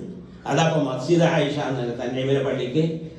അപ്പോൾ അതിന്ന് പണ്ഡിതന്മാർ പറഞ്ഞു, മക്കത്തുള്ള ഒരാൾ ഉംറ ചെയ്യാൻ ഉദ്ദേശിക്കുകയാണെങ്കിൽ ഹറമിൻ്റെ പുറത്ത് പോകണം, ഒരടിയാണ്ട് വെച്ചാൽ മതി, ഹറമിൻ്റെ അതിർ ഇവിടെയാണെങ്കിൽ കാര്യം കെട്ടി വെച്ചാൽ മതി, ഞാൻ ഇഹ്റാം ചെയ്ത് പോയാൽ. അപ്പോൾ ഹറമെന്നാകരുത്. അത് നിർബന്ധമായിരുന്നില്ലെങ്കിൽ ആയിഷവിനെ റസൂലുള്ളാഹി സമയത്ത് അങ്ങോട്ട് പറഞ്ഞേക്കൂല. എല്ലാവരും ഹജ്ജ് കഴിഞ്ഞാലും മദീനത്ത് പോകാൻ നിൽക്കുകയാണ്, ഒരുങ്ങി നിൽക്കുക. ആ സമയത്ത് ആയിഷ വാശി പിടിച്ചുകൊണ്ട് ഒരു ഉംറയും കൂടി ചെയ്യണമെന്ന് പറഞ്ഞപ്പോൾ, അപ്പോൾ അവിടുന്ന് ഇഹ്റാം ചെയ്താൽ മതിയെങ്കിൽ ഇന്നച്ച് ഇവിടുന്നാണ്ട് ഇഹ്റാം ചെയ്തോട് ഉംറ ചെയ്തോ എന്ന് പറയൂലേ, അതില്ലാതെ അവിടേക്ക് പറഞ്ഞയച്ചപ്പോൾ അപ്പോൾ ഇത് മനസ്സിലായി. അപ്പോൾ മക്കത്തെ ഒരാൾ ഉംറ ചെയ്യാൻ ഉദ്ദേശിക്കുകയാണെങ്കിൽ അതിനല്ല ഹില്ല്, ഏറ്റവും കുറഞ്ഞ ഹില്ല് ഹറമിൻ്റെ പുറത്തേക്ക് ഒരു അടിയെങ്കിലും ഒരു വെക്കൽ നിർബന്ധമാണ് എന്ന് ഇതിന് മനസ്സിലായി. യാത്രാ സംഘത്തിലുള്ളവർക്ക് ആവശ്യപ്പെട്ട അമീർമാർ വീണ്ടും നിന്ന് കൊടുക്കണം എന്നൊക്കെ പറഞ്ഞു വരുന്നത്. അപ്പോൾ ഏതായിരുന്നാലും അങ്ങനെ നമ്മൾ ശ്രദ്ധിക്കണം, കുറേയൊക്കെ ശ്രദ്ധിക്കണം, കുറേയൊക്കെ ആളുകളും ശ്രദ്ധിക്കണം. ഏതായിരുന്നാലും അങ്ങനെ ഈ ഉംറ ചെയ്ത് ഉംറ കൊണ്ട് തഹല്ലുലായ ആളുകൾ പിന്നെ യൗമു തെർവിയത്ത് വരെ, അഥവാ ദുൽഹജ്ജ് 8 യൗമു തെർവിയത്ത് എന്നാ പറയാം. ദുൽഹജ്ജ് 9 യൗമു അറഫ, ദുൽഹജ്ജ് 10 യൗമു നഹർ, ദുൽഹജ്ജ് 11 യൗമുൽ ഖർർ, ദുൽഹജ്ജ് 12 യൗമുൻ നഫറുൽ അവ്വൽ, ദുൽഹജ്ജ് 13 യൗമുൻ നഫറുൽ സാനി. ഇതിനെന്താണ് യൗമു തെർവിയ എന്ന് പറയാനുള്ളതായിരിക്കുന്ന കാരണം? പല കാരണങ്ങളും പറഞ്ഞിട്ടുണ്ടായിരുന്നു. പ്രബലമായ കാരണം വെള്ളം ശേഖരിക്കുന്നതായിരിക്കുന്ന ദിവസമാണ് എന്ന്. അന്ന് മിനിയിൽ വെള്ളമില്ല, മുസ്ദലിഫയിൽ വെള്ളമില്ല, അറഫയിൽ വെള്ളമില്ല, മക്കത്ത് മാത്രമാണ് സംസം വെള്ളം ഉള്ളത്. അപ്പോൾ തോൽപാത്രത്തിലാക്കിക്കാണ്ട് ഈ 4-5 ദിവസത്തേക്ക് ആവശ്യമുള്ളതായിരിക്കുന്ന വെള്ളം ശേഖരിക്കുന്നതായിരിക്കുന്ന ദിവസമായതുകൊണ്ടാണ് അതിന് യൗമു തെർവിയ എന്ന് പറയുന്നത്.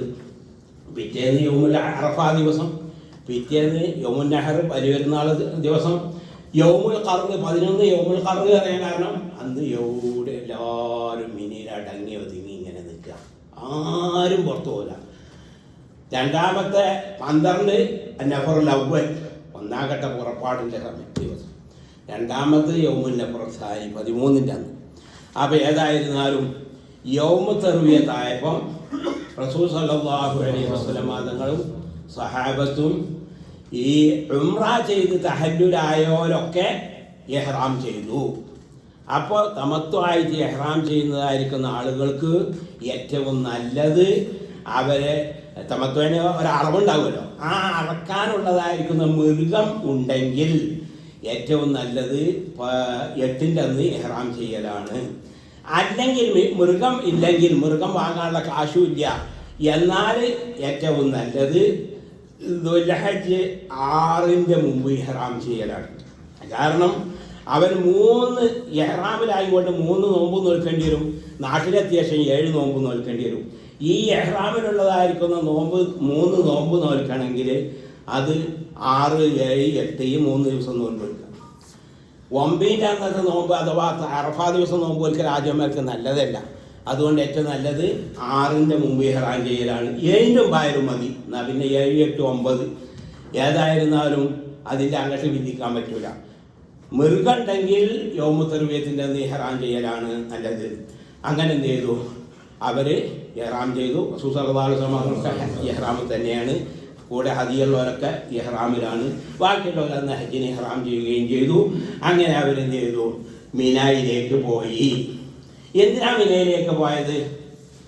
അത് അറഫ രാവ് അഥവാ ദുൽഹജ്ജ് 9-ാം രാവ് മിനയിലെ രാപ്പാർക്കല് അത് ഹജ്ജിൻ്റെ സുന്നത്തുകളിൽപ്പെട്ടതായിരിക്കുന്ന ഒരു സുന്നത്താണ്. അതിൻ്റെ ഏറ്റവും നല്ല രൂപം എന്താണെന്ന് ചോദിച്ചാൽ 8-ൻ്റെ അന്ന് പകലെന്നെ എവിടെ എത്തുക, മിനയിലെത്തുക. എന്നിട്ട് ളുഹ്ർ, അസ്ർ, മഗ്രിബ്, ഇശ, സുബഹി, അറഫൻ്റെ അന്നത്തെ സുബഹി, ഈ 5 വക്ത് നിസ്കാരവും അവിടെ നിസ്കരിക്കുക. മിനയിൽ നിസ്കരിക്കുക. ഈ രാപ്പാർക്കൽ ഹജ്ജിൻ്റെ സുന്നത്തായ രാപ്പാർക്കലാണ്. ഇതിനു വേണ്ടി റസൂൽ സല്ലല്ലാഹു അലൈഹി വസല്ലം തങ്ങളും സഹാബത്തും മിനായിലേക്ക് പോയി. അങ്ങനെ അറഫ ദിവസം ആയപ്പോൾ സുബഹി നിസ്കാരമൊക്കെ കഴിഞ്ഞ് സബീർ പർവ്വതത്തിന്മേൽ, അവിടെ ഒരു പർവ്വതമാണ്, ആ പർവ്വതത്തിൽ സൂര്യൻ ഇങ്ങനെ ഉച്ച സമയത്ത് റസൂൽ സല്ലല്ലാഹു അലൈഹി വസല്ലം തങ്ങൾ അറഫയിലേക്ക് പോയി. അറഫയിലേക്ക് പോയത് വഴിക്കും തിരിച്ചു വന്നത് വേറെ വഴിക്കുമാണ്. അതിൻ്റെ അടിസ്ഥാനത്തിൽ പണ്ഡിതന്മാർ പറയുകയാണ്, ഏതൊരു ഇബാദത്തിന് പോവുകയാണെങ്കിലും 2 വഴിയുണ്ടെങ്കിൽ, പെരുന്നാൾ പള്ളിക്ക് പോവുകയാണെങ്കിൽ ഒരു വഴിക്ക് കൂടെ പോവുക, വേറെ വഴിക്ക് കൂടെ തിരിച്ചു വരിക. മയ്യത്തിൻ്റെ ഒപ്പം പോവുകയാണെങ്കിൽ പിന്നെ ഒരു വഴിക്ക് പോവുക, വേറെ വഴിക്ക് കൂടെ തിരിച്ചു വരിക. ഇതിൻ്റെ കാരണം പല കാരണങ്ങളും പറയുന്നുണ്ട്. ഇതിന് പ്രധാനപ്പെട്ട കാരണം, നമ്മൾ ഒരു ഇബാദത്തിന് വേണ്ടി പോകുമ്പോൾ ഓരോ ചവിട്ടടിയും ഖിയാമത്ത് നമുക്ക് അനുകൂലമായി സാക്ഷി നിൽക്കും. അപ്പം 2 വഴി ഉണ്ടായാൽ ഒരുപാട് ചവിട്ടടികൾ കൂടുതലുണ്ടാവും. നേരെ മറിച്ച് ഒരു വഴിക്ക് കൂടെ പോയാൽ ചവിട്ടടികൾ പറഞ്ഞാൽ വഴിയേ, ആ വഴി ഒരേ വഴി തന്നെയല്ല, ആ വഴിയിലുള്ളതായിരിക്കുന്ന ചവിട്ടടി, അത് 2 കാലിൻ്റെ അടിയിലുള്ള ദൂരം തറയിലുണ്ടാവുള്ളൂ. അപ്പോൾ ഒരഭിപ്രായം അതല്ല, പിന്നെ അവസ്ഥ വ്യത്യാസപ്പെട്ടു എന്ന് അറിയിക്കാനാണ്. അതായത് നമ്മൾ പോകുന്ന സമയത്ത് കുറേ ദോഷങ്ങളൊക്കെ ഉണ്ടായിരുന്നു, ആ ദോഷങ്ങളൊക്കെ പോയി വൃത്തിയായി, പിന്നെ ഈമാനും തഖ്വയും വർദ്ധിച്ച് നിസ്ഫലമായ ഹൃദയത്തോടു കൂടെ തിരിച്ചു വരുന്നത് എന്നുള്ളതായിരിക്കുന്ന ഒരു സൂചനയിലേക്കാണ് എന്നും പറയുന്നത്. ഏതായാലും പോയത് വഴിക്കും പിന്നെ തിരിച്ചു പോകുന്നത് വേറെ മറ്റൊരു വഴിക്കും. അങ്ങനെ റസൂൽ സല്ലല്ലാഹു അലൈഹി വസല്ലം തങ്ങൾ എന്ത് ചെയ്തു, അറഫയിലേക്ക് പോയി. ഈ ഒട്ടകത്തിൻ്റെ പുറത്ത് കൂടെ പോകണം കേട്ടോ. അതുകൊണ്ട് തന്നെ പണ്ഡിതന്മാർ ഹജ്ജിൽ ഒരാൾ നടന്ന് ഹജ്ജ് ചെയ്യുന്നതാണോ വാഹനപ്പുറത്ത് ഹജ്ജ് ചെയ്യുന്നതാണോ അഫ്ദൽ? വാഹനപ്പുറത്ത് ഹജ്ജ് ചെയ്യുന്നതാണ്. കാരണം റസൂൽ സല്ലല്ലാഹു അലൈഹി വസല്ലം തങ്ങൾ അങ്ങനെ ചെയ്തത്. പക്ഷേ അദ്ദേഹത്തിന് പിന്നെ തവാഫ് സായികല്ല കേട്ടോ, തവാഫ് സായിക നടന്നുകൊണ്ടാണ് നല്ലത്. പിന്നെ മോട്ടോർ സൈക്കിൾമേലോ അല്ലെങ്കിൽ മറ്റാദ്യമേലോ ഒന്നുമല്ല. അതല്ലാത്ത അറബി പോണതും ദരിബി പോണതും മിനി പോണതും ഒക്കെ വാഹനപ്പുറത്താണ് നല്ലത്. ഒന്ന് ഉന്മേഷം ബാക്കിയുണ്ടാവും. വെറുതെ ചടഞ്ഞ് നമ്മൾ കയ്യിന് ആവശ്യമില്ലാതെ തടി ഇടങ്ങാറാക്കേണ്ട ആവശ്യമില്ല. ഇടങ്ങാറാക്കിയ അനുസരിച്ച് ഭാഗത്തിൽ ഉന്മേഷം ചേർക്കല്ലേ ചെയ്യാം. അപ്പോൾ റസൂൽ സല്ലല്ലാഹു അലൈഹി വസല്ലം തങ്ങളോട് പിൻപറ്റാൻ വേണ്ടിയും അതുപോലെ ഉന്മേഷത്തിന് വേണ്ടിയും മാത്രമല്ല ചിലവ് കുറച്ച് കൂടുതലാകാൻ വേണ്ടിയും. ഹജ്ജ് എന്ന് പറഞ്ഞാൽ വെറും പിന്നെ ചുഴിവ് കൂടെ തടിയൊന്നും ചെയ്യുന്ന ഒരു ഭാഗത്തല്ല. തടികൊണ്ടും തടി വേണം, മുതലും വേണം. അപ്പോൾ മുതൽ കൂടുതൽ ചിലവുള്ളത് ഏതാണ്? വാഹനപ്പുറത്ത് പോകുന്നതിലാണ്. അതുകൊണ്ട് വാഹനത്തിലാണ് നല്ലത് എന്നാണ് പ്രബലമായ അഭിപ്രായം. അതാണ് നമ്മുടെ ഇമാമിൻ്റെ കൈ പറയുന്നത്. ഇമാം ഷാഫി അതാണ്. അപ്പോൾ ഏതായിരുന്നാലും റസൂൽ സല്ലല്ലാഹു അലൈഹി വസല്ലം തങ്ങൾ അങ്ങനെയാണ് ചെയ്തത്. അപ്പോൾ വാഹനപ്പുറത്ത് റസൂൽ സല്ലല്ലാഹു അലൈഹി വസല്ലം അങ്ങനെ പോകുമ്പോൾ അറഫയിൽ റസൂല പോകുന്നതിന് മുമ്പ് തന്നെ റസൂലുള്ളാഹിക്ക് അറഫൻ്റെ പുറത്ത് നമിറ വാദി ഉറന എന്ന് പറയുന്നതായിരിക്കുന്ന ആ സ്ഥലത്ത് ഒരു കുബ്ബ, ഒരു ടെൻറ്റ്, ഒരു തമ്പടിക്കാൻ ലഭിച്ചു. അങ്ങനെ പോയി അവിടെ തമ്പടിച്ചു. അങ്ങനെ ഇങ്ങനെ പോകുമ്പോൾ മക്കക്കാരായ ആളുകളൊക്കെ വിചാരിക്കണം എന്താ, റസൂല മുസ്ദലിഫിലാണ് നിൽക്കുകയെന്ന്. അറഫയ്ക്ക് പകരം മുസ്ദലിഫിലാണ് നിൽക്കുക. എന്താ അന്ന് ഓൽക്കൊരു അഹങ്കാരം ഉണ്ടായി, ഖുറൈശികൾക്കൊരു അഹങ്കാരം. ജാഹിലിയ കാലത്ത് ഞങ്ങൾ ഹറമിൻ്റെ ആൾക്കാരാണ്, ഞങ്ങൾ ഹറമിൻ്റെ പരിചാരകരാണ്, ഞങ്ങൾ ഹറമിൻ്റെ പുറത്ത് പോകില്ല. മുസ്ദലിഫ് ഹറമപ്പെട്ടതാണ്, അറഫ ഹറമിൻ്റെ പുറത്താണ്. അപ്പോൾ അതുകൊണ്ട് ഞങ്ങൾ എന്ത് ചെയ്യൂല, എല്ലാവരും അറഫി പോകണം, ഞങ്ങൾ അറഫി പോകില്ല, ഞങ്ങൾ മുസ്ദലിഫയിലേക്കുള്ളൂ. അപ്പോൾ അല്ലാഹു സുബ്ഹാനഹു വ തആല അതിനെ എതിർത്തുകൊണ്ട് ആയത്തിറക്കി, സുമ്മ അഫീദൂ മിൻ ഹൈസു അഫാദന്നാസ്, മറ്റ് മനുഷ്യന്മാരൊക്കെ അറഫീന്ന് വരുന്നത് പോലെ നിങ്ങളും അറഫീന്നാണ് വരേണ്ടത്. അപ്പോൾ അറഫീലാണ് നിൽക്കേണ്ടത്. അപ്പോൾ ഈ ആയത്തിറങ്ങിയത് റസൂൽ സല്ലല്ലാഹു അലൈഹി വസല്ലം ഈ ആയത്തിറങ്ങിയപ്പോൾ റസൂൽ സല്ലല്ലാഹു അലൈഹി വസല്ലം ഈ ആയത്ത് കൊണ്ട് അമൽ ചെയ്തുകൊണ്ട് റസൂൽ മുസ്ദലിഫയിൽ നിന്ന് വിട്ടായിരുന്നു, പിന്നെ പോവുകയാണ്. അങ്ങനെ എന്ത് ചെയ്തു, ആ തമ്പിൽ പോയി നിന്നു. അപ്പോൾ നമ്മളിപ്പോൾ ഒന്നും ചെയ്യണമായിരുന്നില്ല, നേരെ അറഫീക്കാണ്ട് വായിക്കല്ല. സുന്നത്ത് റസൂൽ സല്ലല്ലാഹു അലൈഹി വസല്ലം അന്ന് ചെയ്ത സുന്നത്ത് എന്താണെന്ന് വെച്ചാൽ, അറഫീക്ക് പോകാതെ അറഫൻ്റെ പുറത്ത് തമ്പടിച്ചു, അവിടുന്ന് കുളിച്ചു, അവിടുന്ന് പിന്നെ കുറച്ച്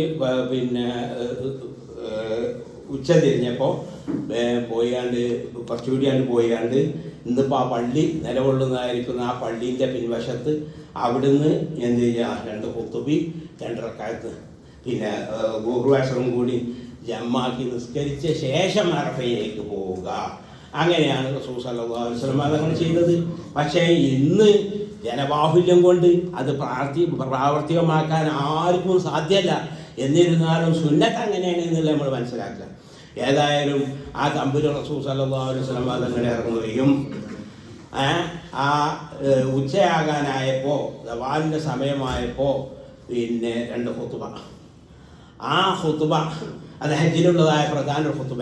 ഹജ്ജിൽ എത്ര ഖുത്ബ ഉണ്ട് അറിയോ? ഒന്ന് മക്കത്ത് ഈ ദുൽഹജ്ജ് 8-ൻ്റെ അന്ന് മക്കത്തു നിന്ന് ഒരു ഖുത്ബ, പിന്നെ അറഫ ഖുത്ബ, പെരുന്നാളിൻ്റെ അന്ന് ദുൽഹജ്ജ് 10-ൻ്റെ അന്ന് ഒരു ഖുത്ബ, നഫറവലിൻ്റെ അന്നൊരു ഖുത്ബ. ഇങ്ങനെ ഇതിൽ പ്രധാനപ്പെട്ടതായിരിക്കുന്ന ഖുത്ബയാണ് അറഫയിലെ ഖുത്ബ. അറഫയിലെ ഖുത്ബ അത് നിസ്കാരത്തിന് മുമ്പാണ്, ബാക്കിയുള്ളതൊക്കെ ദുഹർ നിസ്കാരത്തിന് ശേഷമാണ്. ബാക്കിയുള്ളതൊക്കെ ഒറ്റ ഖുത്ബയാണ്, ഇത് 2 ഖുത്ബയാണ്. അപ്പോൾ ഏതായിരുന്നാലും റസൂൽ സല്ലല്ലാഹു അലൈഹി വസല്ലം തങ്ങൾ ചെയ്തു പിന്നെ വലിയൊരു ഖുത്ബ. ആ ഖുത്ബയിൽ ഹജ്ജിനെ സംബന്ധിച്ച് മാത്രമല്ല സംസാരിച്ചത്. അന്ന് റസൂൽ സല്ലല്ലാഹു അലൈഹി വസല്ലം തങ്ങൾ പറഞ്ഞു, ഇന്ന ദിമാഅക്കും വ അംവാലക്കും വ അഅറാദക്കും ഹറാമുൻ അലൈക്കും കയൗമിക്കും ഹാദാ ഫീ ശഹരിക്കും ഹാദാ ഫീ ബലദിക്കും ഹാദാ. മനുഷ്യാവകാശ പ്രഖ്യാപനം ലോകം കണ്ടതിൽ വെച്ച് ഏറ്റവും വലിയ. റസൂൽ സല്ലല്ലാഹു അലൈഹി വസല്ലം തങ്ങൾ പറഞ്ഞു, ഈ ദിവസം, ഈ മാസം, ഈ സ്ഥലം എത്രമാത്രം പവിത്രമാണോ അതുപോലെ നിങ്ങൾ ഓരോരുത്തരുടെയും നിങ്ങളുടെ പിന്നെ ശരീരവും നിങ്ങളുടെ സമ്പത്തും നിങ്ങളുടെ അഭിമാനവും പവിത്രമാണ്. അപ്പോൾ ഒരാൾ മറ്റൊരാളെ ദേഹോപദ്രവം ചെയ്യാൻ പാടില്ല, കൊല്ലാൻ പാടില്ല, തല്ലാൻ പാടില്ല, പിന്നെ പീഡിപ്പിക്കാൻ പാടില്ല, വേദനിപ്പിക്കാൻ പാടില്ല. അതുപോലെ സ്വത്ത് അവൻ്റെ ഇഷ്ടം കൂടാതെ അവൻ്റെ സ്വത്ത് കട്ടെടുക്കാൻ പാടില്ല, കവർ ചെയ്യാൻ പാടില്ല, വഞ്ചന ചെയ്യാൻ പാടില്ല, ഇടപാടുകളിൽ വഞ്ചന പാടില്ല. അതുപോലെ മാനം കെടുക്കുക, അപകീർത്തിപ്പെടുത്തുക, പെഞ്ചല് പറയുക, പരദൂഷണം പറയുക, ചീത്ത വിളിക്കുക ഒന്നും ചെയ്യാൻ പാടില്ല. ഏതുപോലെ നിങ്ങൾക്കെല്ലാവർക്കും അറിയാവുന്നതുപോലെ, നിങ്ങളെല്ലാവരും അംഗീകരിക്കുന്നത് പോലെ, നിങ്ങളെല്ലാവരും അംഗീകരിക്കുന്ന വിഷയമാണ് ഈ ദിവസം, ഈ മാസം, ഈ സ്ഥലത്ത് വെച്ച് അങ്ങനെ ചെയ്യുന്നത് എത്രമാത്രം മോശമാണോ അതുപോലെ തന്നെ മറ്റ് സമയങ്ങളിലും മറ്റ് സ്ഥലങ്ങളിലും മറ്റ് സന്ദർഭങ്ങളിലുമെല്ലാം അത് എന്താണ്, പാടില്ലാത്തതാണ് എന്ന് റസൂൽ സല്ലല്ലാഹു അലൈഹി വസല്ലം തങ്ങൾ പറഞ്ഞു. പിന്നെ റസൂൽ പറഞ്ഞു എന്ത്, ഇന്ന ഉമൂറൽ ജാഹിലിയ്യ കുല്ലഹാ മൗദൂഅത്തുൻ തഹ്ത ഖദമയ്യ ഹാതൈൻ. ജാഹിലിയ കാലത്ത് ഉണ്ടായിരുന്ന എല്ലാ കാര്യങ്ങളും ഞാനിതാ എൻ്റെ ഈ 2 കാൽപാദത്തിൻ്റെ ചുവട്ടിലേക്ക് വലിച്ചെറിഞ്ഞിരിക്കുന്നു അന്നുള്ളതായിരിക്കുന്ന ഒരു കാര്യവും ഇനി അത് ആരും പൊക്കി പറയാൻ പാടില്ല. അന്ന് ആരെങ്കിലും കൊന്നുകണമെങ്കിൽ പകരം കൊല്ലാൻ പാടില്ല.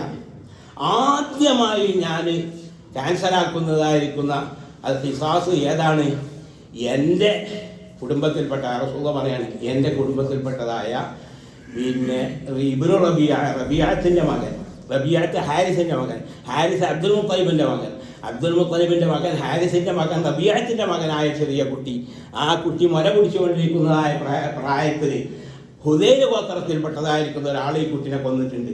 അത് ഞാനിതാ ക്യാൻസലാക്കിയിരിക്കുന്നു. അതിന് പകരം ഹുദൈൽ ഗോത്രത്തിൽപ്പെട്ട ഒരാളെയും കൊല്ലാൻ പാടില്ല. ജാഹിലിയ്യ കാലത്തുള്ള എല്ലാം ഞാനിതാ ഒഴിവാക്കിയിരിക്കുന്നു എന്ന് മാത്രമല്ല, ഇന്ന റിബൽ ജാഹിലിയ്യത്തി മൗദൂഅ്, ജാഹിലിയ്യ കാലത്ത് പലിശ സമ്പ്രദായം ഉണ്ടായിരുന്നു. എന്താ പലിശ സമ്പ്രദായം? ഏതെങ്കിലും ഒരു സാധു കടം വാങ്ങിയാൽ പിന്നെ അവധിയാകുന്ന സമയത്ത് കടം കൊടുക്കാൻ കഴിഞ്ഞില്ലെങ്കിൽ കടം കിട്ടാനുള്ള ആൾ പറയും, സാരല്ല, ഞാൻ കുറച്ചും കൂടി അവധി തരാം, പക്ഷെ എനിക്ക് എന്ത് ചെയ്താൽ മതി, ഇത്രയും കൂടി ഏറ്റി തന്നാൽ മതി. ആ അവധി ആകുമ്പോൾ ഇത് കൊടുക്കാൻ കഴിയൂല. അപ്പം പിന്നെ എന്ത് ചെയ്യും? ആയിക്കോട്ടെ, കുറച്ചും കൂടി എഴുതാം, അതിന് പകരം ലേശം കൂടി തരുന്നാൽ മതി. അങ്ങനെ ഒരു ചെറിയ ഒരു സംഖ്യ കടം വാങ്ങിക്കണമെങ്കിൽ പിന്നെ എന്ത് ചെയ്യുക? അത് പലിശൻ്റെ പലിശ പലിശ പലിശയായിട്ട് ഈ ബിസിനസ് ചെയ്തതായ ആളുകളുണ്ടായിരുന്നു. അതിന് വലിയ ബിസിനസ്സായിരുന്നു സുൽത്താൻ്റെ ആളാപ്പ അബ്ബാസ്. അബ്ബാസും അബ്ദുൽ വലിയ കച്ചവടക്കാരനായിരുന്നു.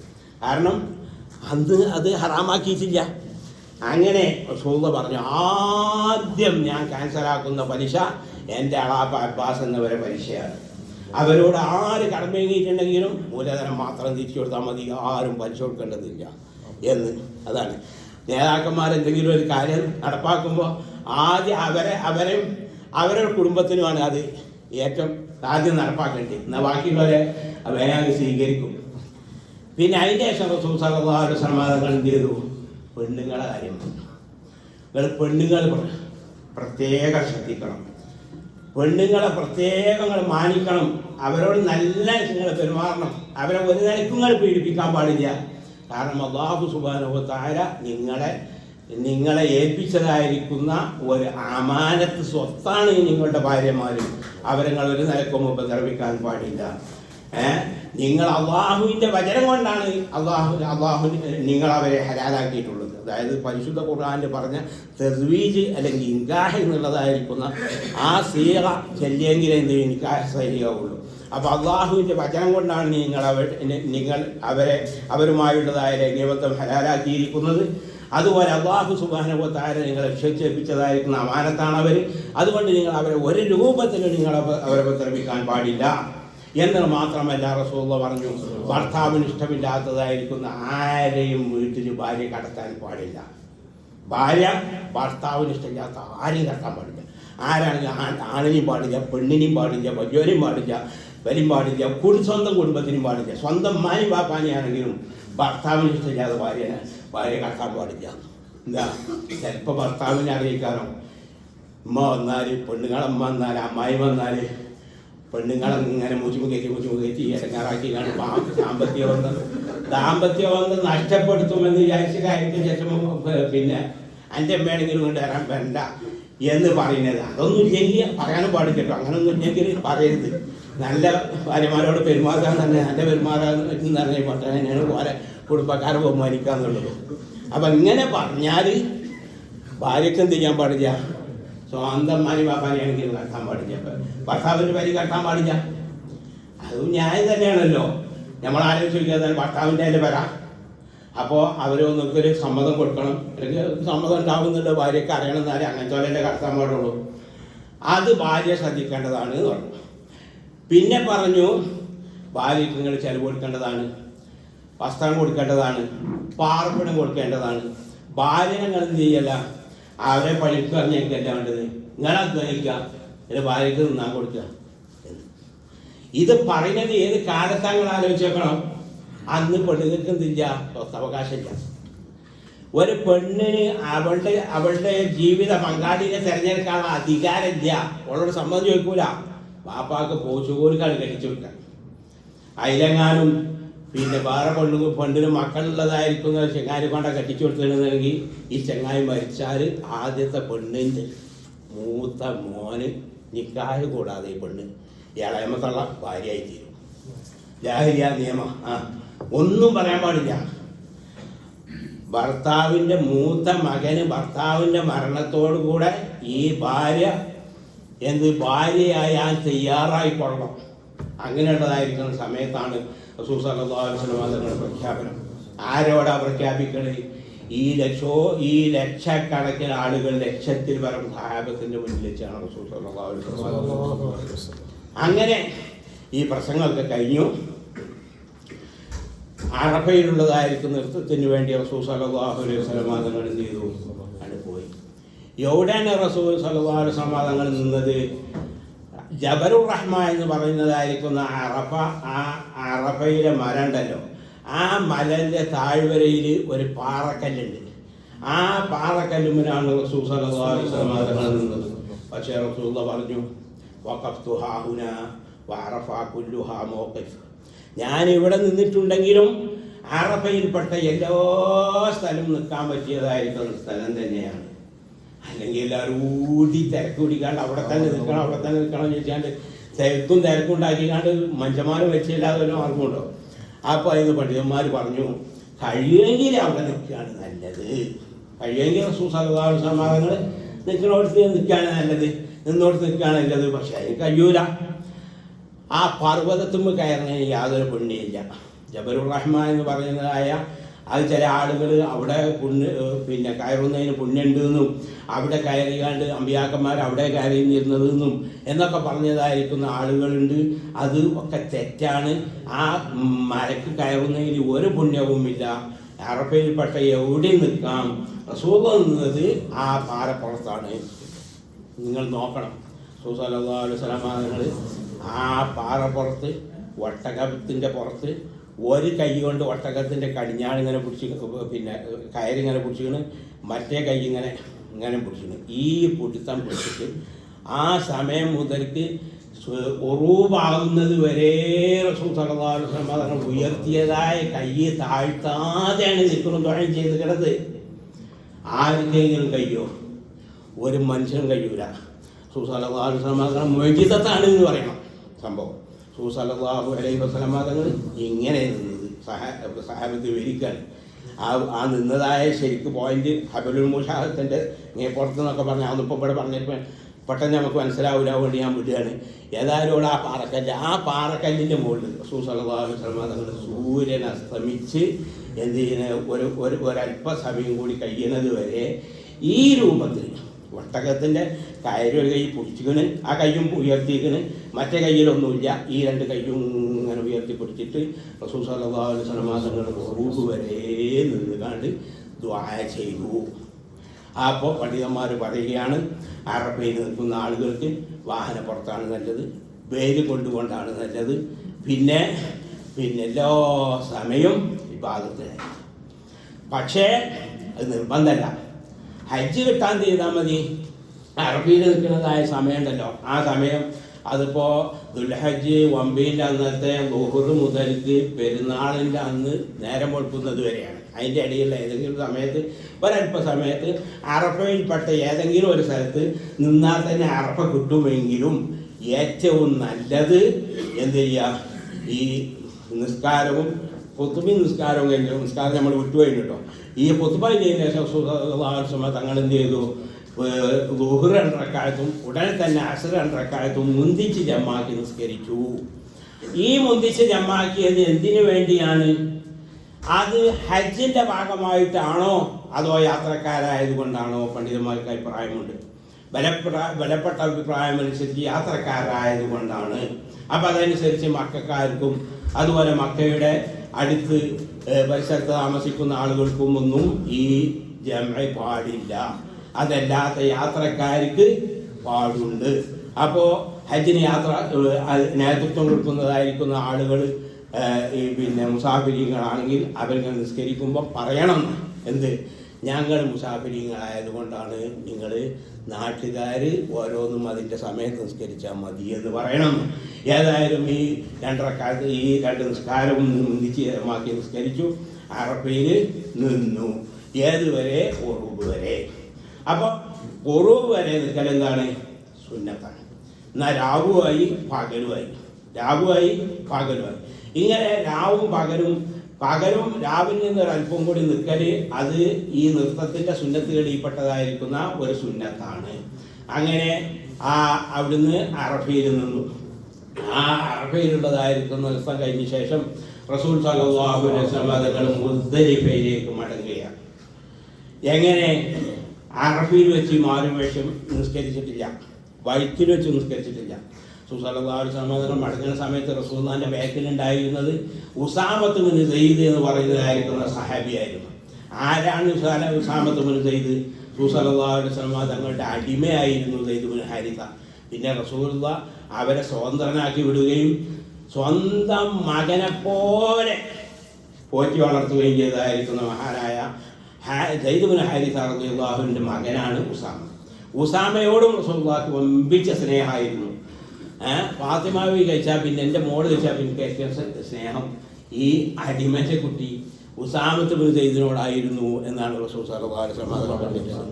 ആ ഉസാമത്ത് ബിൻ സെയ്ദ് ആ ബേക്കറി അങ്ങനെ ഉസാമത്ത് എന്നവർ പറയാണ്. വയറ്റിൽ വെച്ച് റസൂൽ എന്ത് ചെയ്തു? ഒന്ന് പാത്താനാണ് മൂത്രിച്ചതിന് ശേഷം ഒന്ന് ഒന്നുണ്ടാക്കി വളരെ വെള്ളം ഒരു മുദ്ദുവേണ്ട ഒന്നുണ്ടാക്കാൻ തന്നെ, സാധാരണ ഒന്നുണ്ടാക്കാൻ തന്നെ ഒരു മുദ്ദുവേണ്ട, ഇത്ര വെള്ളം കൊണ്ട് അതിലും കുറഞ്ഞ വെള്ളം ചിലവാക്കിയാണ് ഒന്നുണ്ടാക്കി.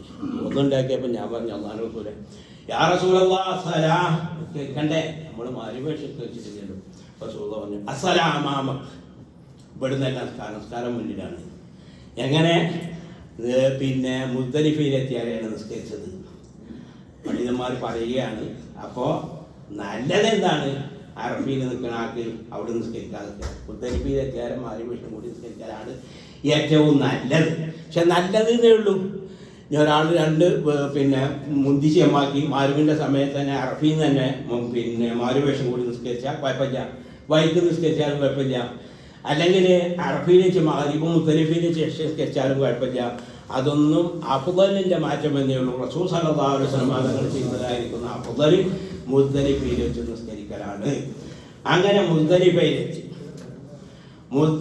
മുസ്ദലിഫയിലെത്തിയപ്പോൾ ആദ്യം ചെയ്തത് എന്താ? പിന്നെ ഒന്നുണ്ടാക്കിക്കാണ്ട് പിന്നെ മഗ്‌രിബ് ഇശയും കൂടി ആദ്യം മഗ്‌രിബ് ബാങ്കും ഇഖാമത്തും കൊടുത്ത് മാരി നിസ്കരിച്ചു. പിന്നെ 2 റക്അത്ത് ഇഖാമത്ത് മാത്രം കൊടുത്തുകൊണ്ട് ഇശായി നിസ്കരിച്ചു. അതിൻ്റെ അടിയിൽ സുന്നത്ത് നിസ്കാരമൊന്നും നിസ്കരിച്ചിട്ടില്ല എന്ന് മഹാന്മാരായ സഹാബത്ത് റിപ്പോർട്ട് ചെയ്ത ഹദീസിൽ പറയുകയാണ്. അങ്ങനെ അത് കഴിഞ്ഞ് റസൂൽ സല്ലല്ലാഹു അലൈഹി വസല്ലം തങ്ങൾ എന്ത് ചെയ്തു? ഒന്ന് കിടന്നു. റസൂലുള്ളാഹി സ്വല്ലല്ലാഹു അലൈഹി വസല്ലം മുസ്ദലിഫയിൽ കിടന്നു. കാരണം മുസ്ദലിഫയിൽ രാപ്പാർക്കണം. മുസ്ദലിഫയിൽ രാപ്പാർക്കുമ്പോൾ ഈ ഭാഗത്ത് നേരം പൊളിപ്പിച്ച അല്ല, അന്നൊന്നും അവിടെ നിന്ന് കഴിക്കാനല്ലേ. റസൂൽ സല്ലല്ലാഹു അലൈഹി വസല്ലം അങ്ങനെ ഞാനും അന്ന് അവിടെ പിന്നെ ഉറങ്ങാതെ ഈ ഭാഗത്തൊക്കെ ആണെങ്കിൽ എന്താണ്ടാകുക? എല്ലാവരും അങ്ങനെ ഈ ഭാഗത്തിട്ടു. അങ്ങനെ ഈ ഭാഗത്തെടുത്താൽ അത് വലിയ പ്രത്യേക പുണ്യമൊന്നും ഇല്ലാനും പിറ്റേന്ന് എന്തെല്ലാം ഒരു കാര്യം ചെയ്യാണ്ട് പിന്നെ മഷാറുൽ ഹറാമിൽ വെച്ച് പിന്നെ നേരമ്പോഴോളം ദുആ ചെയ്യാനുണ്ട്, പിന്നെ ജംറത്തുൽ അഖബ എറിയാനുണ്ട്, അറവ് നടത്താനുണ്ട്, മുടി കളയാനുണ്ട്, അതിൻ്റെ ശേഷം തവാഫ് പോയി തവാഫ് ചെയ്യാണ്ട്. ഇതൊക്കെ പിറ്റേന്ന് ചെയ്യാനുള്ളതായിരിക്കുന്ന അമലുകളാണ്. അപ്പം അതിനൊക്കെ ഉന്മേഷം ഉണ്ടാവില്ല. അതുകൊണ്ട് റസൂൽ സല്ലല്ലാഹു അലൈഹി വസല്ലം തങ്ങൾ ഇശയും മാരിവേഷം കൂടി നിസ്കരിച്ചതിൻ്റെ ശേഷം അവിടെ നിന്ന് കിടന്നു, വിശ്രമിച്ചു. അങ്ങനെ സുബഹി ആയപ്പോൾ എത്രയും പെട്ടെന്ന് സുബഹി നിസ്കരിച്ചു. എപ്പോഴും റസൂലുള്ളാഹി നിസ്കരിക്കലാണ്. അന്ന് പതിവിനും കൂടുതലായിട്ട് വേഗം സുബഹി നിസ്കരിച്ചുകൊണ്ട് മശഅറുൽ ഹറാം എന്ന് പറയുന്നതായിരിക്കുന്ന സ്ഥലം, അത് ഖുസാഹ് എന്ന് പറയുന്നതായിരിക്കുന്ന ഒരു ചെറിയൊരു കുന്നുണ്ടായിരുന്നു മുസ്ദലിഫിൻ്റെ അറ്റത്ത്. ആ സ്ഥലമാണ്. ആ സ്ഥലത്ത് പോയി റസൂലുള്ളാഹി സ്വല്ലല്ലാഹു അലൈഹി വസല്ലം നേരം വെളുക്കുന്നത് ഇക്റും ദുആയും കഴിഞ്ഞു. അത് ഹജ്ജിൻ്റെ ഒരു പ്രത്യേക സുന്നത്താണ്. അതിന്നിപ്പോൾ ആർക്കും ചെയ്യാൻ കഴിയാത്ത അല്ലെങ്കിൽ ആളുകൾ ശ്രദ്ധിക്കാത്ത ഒരു സുന്നത്താണ്. പരിശുദ്ധ ഖുർആനിൽ പറഞ്ഞ സുന്നത്താണത്.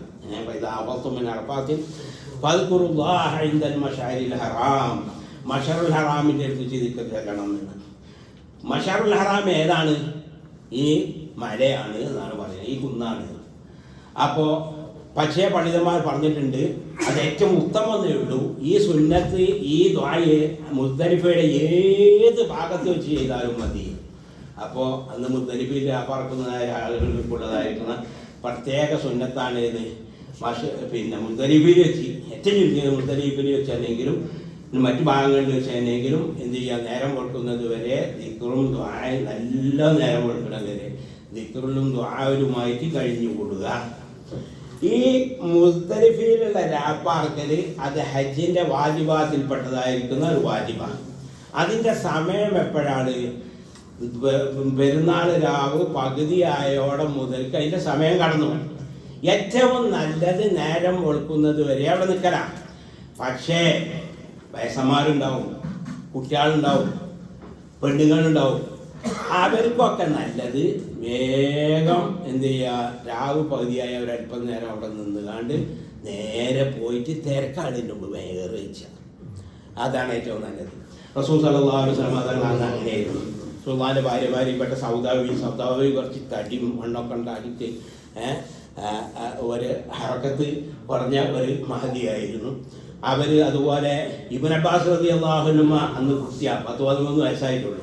അപ്പോൾ അങ്ങനത്തെ റസൂലുള്ളാഹിന്റെ കുടുംബത്തിൽ നിന്നുള്ളതായിരിക്കുന്ന ദുർബലരൊക്കെ റസൂലുള്ളാഹ് എന്ത് ചെയ്തിട്ടുണ്ട്, വേഗം ഞാൻ പറഞ്ഞിട്ടുണ്ട്. ഇബ്നു അബ്ബാസ് റളിയല്ലാഹു അൻഹു പിന്നെ പറഞ്ഞിട്ടുണ്ട്, അന മിമ്മൻ ബഅസഹും റസൂലുള്ളാഹി സ്വല്ലല്ലാഹു അലൈഹി വസല്ലം ലൈലത്തുൽ മുസ്ദലിഫ ഫീ ളഅഫതി അഹ്ലിഹി. റസൂലുള്ളാഹിന്റെ ദുർബലരായ കുടുംബത്തിൽ നിന്ന് ദുർബലരായവരുടെ കൂടെ പറഞ്ഞയച്ച കൂട്ടത്തിൽപ്പെട്ട ആദ്യം പറഞ്ഞയച്ച കൂട്ടത്തിൽപ്പെട്ട ആളായിരുന്നു ആരെയെന്ന് ഇബ്നു അബ്ബാസ് റളിയല്ലാഹു അൻഹു പറഞ്ഞിട്ടുണ്ട്. ഏതായാലും അങ്ങനെയുള്ള ആളുകളൊക്കെ ആദ്യം പറഞ്ഞേക്കാം, തിരക്ക് കൂടുന്നതിൻ്റെ മുമ്പ് ഒരു ഏറിച്ചാൻ വേണ്ടി. ബാക്കിയുള്ളവരൊക്കെ നേരം വെളുക്കുന്നവരെ അവിടെ നിൽക്കുക. അങ്ങനെയാണ് റസൂൽ സല്ലല്ലാഹു അലൈഹി വസല്ലം ചെയ്തത്. അങ്ങനെ പിന്നെ മുസ്ദലിഫയിൽ നിന്ന് പോകുമ്പോൾ പിന്നെ ആരെ വേക്ക് കയറ്റിയത്? നമ്മൾ ആദ്യം പറഞ്ഞ് വേക്ക് കയറ്റിയിരുന്നത് ആരെയാണ്? ഉസാമത്തോട് ചെയ്തത്. പിന്നെ വേക്ക് കയറ്റിയത് റസൂൽ സല്ലല്ലാഹു അലൈഹി വസല്ലം തങ്ങളുടെ എളാപ്പയായ അബ്ബാസ് ഇബ്നു അബ്ദുൽ മുത്തലിബിൻ്റെ മകൻ ഫദ്ൽ ഇബ്നു അബ്ബാസ് റളിയല്ലാഹു അൻഹുവിനെയാണ് അവിടുന്ന് അങ്ങോട്ട് വേക്ക് കയറ്റിയത്. അങ്ങനെ ഓലൊക്കെ റസൂൽ എന്തായിരുന്നു ചെയ്തിരുന്നത് പറഞ്ഞിരുന്നത് ഒക്കെ റിപ്പോർട്ട് ചെയ്യുന്നുണ്ട്. അങ്ങനെ പിന്നെ എന്ത് ചെയ്തു, മുസ്ദലിഫയിൽ നിന്ന് എത്തിയപ്പം മുസ്ദലിഫയിൽ നിന്ന് പോകുന്നതിൻ്റെ മുന്നേ തന്നെ റസൂൽ സല്ലല്ലാഹു അലൈഹി വസല്ലം ഫദ്ൽ റളിയല്ലാഹു അൻഹുവിനോട് എറിയാനുള്ളതായിരിക്കുന്ന കല്ല് കൽപ്പിച്ചു. അപ്പോൾ റസൂൽ പറഞ്ഞു, ഖദ്ഫിൻ്റെ കല്ല് പോലത്തെ കല്ല്. ഖദ്ഫ് പറഞ്ഞാൽ അന്നൊരു പരിപാടി ഇല്ല ഇവർക്ക്. വെറുതെ അങ്ങനെ ഈ ഇവിടെ അങ്ങനെയൊക്കെ ചെറിയ കല്ല് വെക്കും. എവിടെ? ഈ പെരുവിരലിൻ്റെ പള്ളം വരും. എന്നിട്ട് ഇതുകൊണ്ട് ഇങ്ങനെ കൊടുക്കും. അത് പാടില്ല. അത് ഹദീസിൽ വിരോധിച്ചിട്ടുണ്ട്. റസൂലുള്ളാഹി പറഞ്ഞു, ഖദ്ഫ് ചെയ്യരുത്, അത് ആളെ കണ്ണുപൊട്ടിക്കും. ശത്രുവിനെ പരിക്കേൽപ്പിക്കാനായിട്ട് പറ്റൂല. ശത്രുക്കളെ പരിക്കേൽപ്പിക്കാൻ ഖദ്ഫ് പറ്റൂല. ആളെ കണ്ണുപൊട്ടാൻ മതിയേനോ. അതുകൊണ്ട് ഖദ്ഫ് ചെയ്യരുത് എന്ന്. പക്ഷെ ഖദ്ഫിനെ അവർ ഉപയോഗിച്ചിരുന്ന കല്ല്, ആ കല്ല് ആവരമണിയോളം പോകുന്ന കല്ലായിരുന്നു. അങ്ങനത്തെ കല്ല് പൊറുക്കാൻ ആരോട് പറഞ്ഞു? ഫദ്ൽ ഇബ്നു അബ്ബാസ് റളിയല്ലാഹു അൻഹുവിനോട് റസൂൽ സല്ലല്ലാഹു അലൈഹി വസല്ലം തങ്ങൾ പറഞ്ഞു. അങ്ങനെ എന്ത് ചെയ്തു? അവരത് പൊറുക്കി. അപ്പോൾ കല്ല് എവിടുന്ന് പൊറുക്കുക? മുസ്ദലിഫയിൽ നിന്ന് പൊറുക്കുക. അത് വെച്ചിട്ട് മുസ്ദലിഫയിൽ നിന്ന് പൊറുക്കിയെങ്കിലേ സഹിയാവുള്ളൂ എന്നല്ല. എന്തിനാണതെന്ന് വെച്ചാൽ മിനീലാണ്ടെത്തിയാൽ ആദ്യം ചെയ്യുന്ന കാര്യം ഏറാവണം. പിന്നെ അവിടെ കല്ല് കൊടുക്കാനൊന്നും നിൽക്കരുത്. നമ്മൾ പള്ളിയിൽ കിടന്ന ആദ്യം തഹയ്യത്ത് ചെയ്യൂലേ, ഇതുപോലെ ആദ്യത്തെ മിനയുടെ ആദ്യത്തെ തഹയ്യത്ത് ജംറത്തുൽ അഖബ എറിയലാണ്. അപ്പോൾ അവിടെ എത്തിയ ഉടനെ എറിയാൻ വേണ്ടിയിട്ട് കല്ല് പെടുന്ന തന്നെ എടുത്തുകൊണ്ട് പോവുക. അങ്ങനെ പോകുമ്പം വാദി മുഹസ്സിറിലെത്തി. വാദി മുഹസ്സിർ തന്നെ ഇവിടെ ഹജ്ജ് ചെയ്ത ആളുകൾക്കൊക്കെ അറിയാം. വാദി മുഹസ്സിർ എന്ന് പറഞ്ഞാൽ അത് മുസ്ദലിഫ കഴിഞ്ഞ് മിനയിലെത്തുന്നതിൻ്റെ മുമ്പാണ്. മുസ്ദലിഫ കഴിഞ്ഞതിന് മിനയിലെത്തിയിട്ടില്ല. പിന്നെ മുസ്ദലിഫയിൽ എത്തുന്നതിൻ്റെ മുമ്പാണ്. അത് ഈ അവിടെ ഒരേ ഭാഗത്തുമില്ല, ഹജ്ജിൻ്റെ ഒരേ ഭാഗത്തുമില്ല. ഒരു രാപ്പാർക്കലും അവിടെ ഇല്ല. പക്ഷെ ചില ആളുകൾ വിരലില്ലാത്ത ആളുകൾ മിനിയിലെ രാപ്പാർക്കലും വരും, മുസ്ദലിഫയിലെ രാപ്പാർക്കലും വരും. അവിടെ രാപ്പാർക്കും. കാരണം അവിടെ വിരലില്ലാത്തവരെ ഉണ്ടാവുള്ളൂ. അപ്പോൾ അവിടെ തിരക്കൊന്നും ഉണ്ടാവില്ല. അപ്പോൾ അവിടെ കിടക്കും. പഴയ കാലത്തൊക്കെ ഞങ്ങൾ പോയി ഞാനൊക്കെ അങ്ങനെ എത്രയോ ആൾക്കാർ വാദി മഹസറിൽ കിടക്കലുണ്ട്. ഏതായാലും വാദി മഹസറിലെത്തിയപ്പം റസൂൽ സല്ലല്ലാഹു അലൈഹി വസല്ലം തങ്ങൾ എന്ത് ചെയ്തു? ഒട്ടകത്തിനെ അതിസ്പീഡിൽ ഓടിച്ചു. എന്താണ്? അത് അദാബിറങ്ങിയതായിരിക്കുന്ന സ്ഥലമാണ്. ആരമേലാണ് അവിടെ അദാബിറങ്ങിയത്? കഅബ പൊളിക്കാൻ വേണ്ടി വന്നതായിരിക്കുന്ന അബ്രഹത്തിനെയും പാർട്ടിയെയും അല്ലാഹു തആല ഈ പിന്നെ സിജീൽ എന്ന് പറയുന്നതായിരിക്കുന്ന ആ കല്ല്, ആ കല്ലുകൊണ്ട് ഈ കൂട്ടമായ പക്ഷികളെ വിട്ടുകൊണ്ട് അറ്റം ബോംബ് പോലത്തെ ആ കല്ലുകൊണ്ട് നശിപ്പിച്ചതായിരിക്കുന്ന ആ സ്ഥലമാണ്. മാത്രമല്ല അത് ഹർമിൽപ്പെട്ടതായിരിക്കുന്ന സ്ഥലമാണ്. അവിടെ വേട്ടപാടില്ല, വേട്ടയാടിയതായിരിക്കുന്ന ആളുകൾക്ക് അവിടെ തീയിറങ്ങിയിട്ടുണ്ട്. അപ്പോൾ അള്ളാഹുവിൻ്റെ അദാബ് ഇറങ്ങിയതായിരിക്കുന്ന സ്ഥലമാണ്. അള്ളാഹുവിൻ്റെ അദാബ് ഇറങ്ങിയതായിരിക്കുന്ന സ്ഥലത്ത് നമ്മൾ എത്തുമ്പോൾ അവർക്ക് ഇറങ്ങിയതായ അദാബ് പോലത്തെ അദാബ് ഞമ്മക്കും ഇറങ്ങുമോ എന്ന് നമ്മൾ പേടിക്കാണ് വേണ്ടല്ലാതെ ഒരു മോശപ്പെട്ട ആൾക്കാരായതുകൊണ്ട് നമ്മൾ വലിയ അടുത്ത അള്ളാഹിനോട് അടുത്ത ആൾക്കാരാണ്. ഇപ്പം നമുക്ക് റഹ്മത്തേക്കാരും ഇറങ്ങിയ വിചാരിച്ചാൽ എനിക്കല്ല വേണ്ടിയത്, ഞമ്മക്കും അദാബ് ഇറങ്ങുമോ വിചാരിച്ച് പേടിച്ചാൽ വേണ്ടിയത്. അതുകൊണ്ട് വാദി മഹസറിലെത്തിയപ്പോൾ റസൂൽ സല്ലല്ലാഹു അലൈഹി വസല്ലം വേഗത്തിൽ അവിടുന്ന് ഓടിച്ചു. ആ പണ്ഡിതന്മാർ പറയാണ്, അപ്പോൾ വാദി മഹസറിലെത്തിയ നടക്കുന്ന ആളാണെങ്കിൽ ഓടുക, പിന്നെ വാഹനപ്പുറത്താണെങ്കിൽ വാഹനത്തിനെ വേഗം ഓടിക്കുക. ഇത് സുന്നത്തുകളിൽപ്പെട്ടതായ സുന്നത്താണ്. അങ്ങനെ വാദി മഹസറിൽ നിന്ന് അവിടെ പോയിട്ട് പിന്നെ എവിടെ എത്തി? ഇവിടെ എത്തി. പിന്നെ ജംറത്തുൽ അഖബ എറിഞ്ഞത് എങ്ങനെയാണ്? ഹദീസിൻ്റെ അടിസ്ഥാനത്തിൽ പണ്ഡിതന്മാർ പറയുകയാണ്, എറിയാൻ നിന്നപ്പോൾ മിന മുസ്ദലിഫ അറഫ അതൊക്കെ വലതുഭാഗത്തും കഅബ ഇടതുഭാഗത്തുമാവുന്ന നിലക്ക് നിന്നുകൊണ്ടാണ് എറിഞ്ഞത്. എങ്ങനെയല്ല, ഖിബലയിലേക്ക് തിരിഞ്ഞുകൊണ്ടല്ല, കഅബയിലേക്ക് തിരിഞ്ഞുകൊണ്ടല്ല. കഅബ മക്ക ഇടതുഭാഗത്തും മിന മുസ്ദലിഫ അറഫകൾ വലതുഭാഗത്തുമാവുന്ന നിലക്ക് തിരിഞ്ഞുകൊണ്ടാണ് എറിഞ്ഞത്. അങ്ങനെ എന്ത് ചെയ്തു? റസൂൽ സല്ലല്ലാഹു അലൈഹി വസല്ലം തങ്ങൾ ഓരോ കല്ലും തക്ബീർ ചൊല്ലിക്കൊണ്ട് എറിഞ്ഞു. അതോടുകൂടെ തക്ബീർ ചെയ്തു. കാരണം ഹജ്ജിൽ നിന്ന് ഒഴിവാകുന്നതായിരിക്കുന്ന അമലുകളിൽ നിന്ന് ഒന്നാമത്തെ അമലായി. ഹജ്ജിൽ നിന്ന് ഒഴിവാകാനുള്ളതായ അമലുകൾ ഏതൊക്കെയാണ്? 1 ഏറ്, 2 മുടിക്കൽ, 3 തവാഫ്. ഈ 3 കാര്യങ്ങളിൽ നിന്ന് ഏത് 2 കാര്യം ആദ്യം ചെയ്തോ അതുകൊണ്ട് എന്ത് ചെയ്തു? പിന്നെ ഒന്നാമത്തെ തഹല്ലുൽ കിട്ടി. മൂന്നാമത്തത് ചെയ്തതോടുകൂടെ 2 തഹല്ലുലും കരസ്ഥമായി. അപ്പൊ തഹല്ലുലിന്റെ അമലുകളിൽ നിന്ന് ഒന്നാമത്തേൽ പ്രവേശിച്ചു ഏറോടുകൂടെ. അതോടുകൂടെ ഈ ഇഹ്റാമിന്റെ ചിഹ്നമായ ഇഹ്റാമിന്റെ മുദ്രാവാക്യമായ തൽബിയത്ത് നിർത്താൻ സമയമായി. അതോടുകൂടെ റസൂൽ സല്ലല്ലാഹു അലൈഹി വസല്ലം തൽബിയത്ത് നിർത്തി.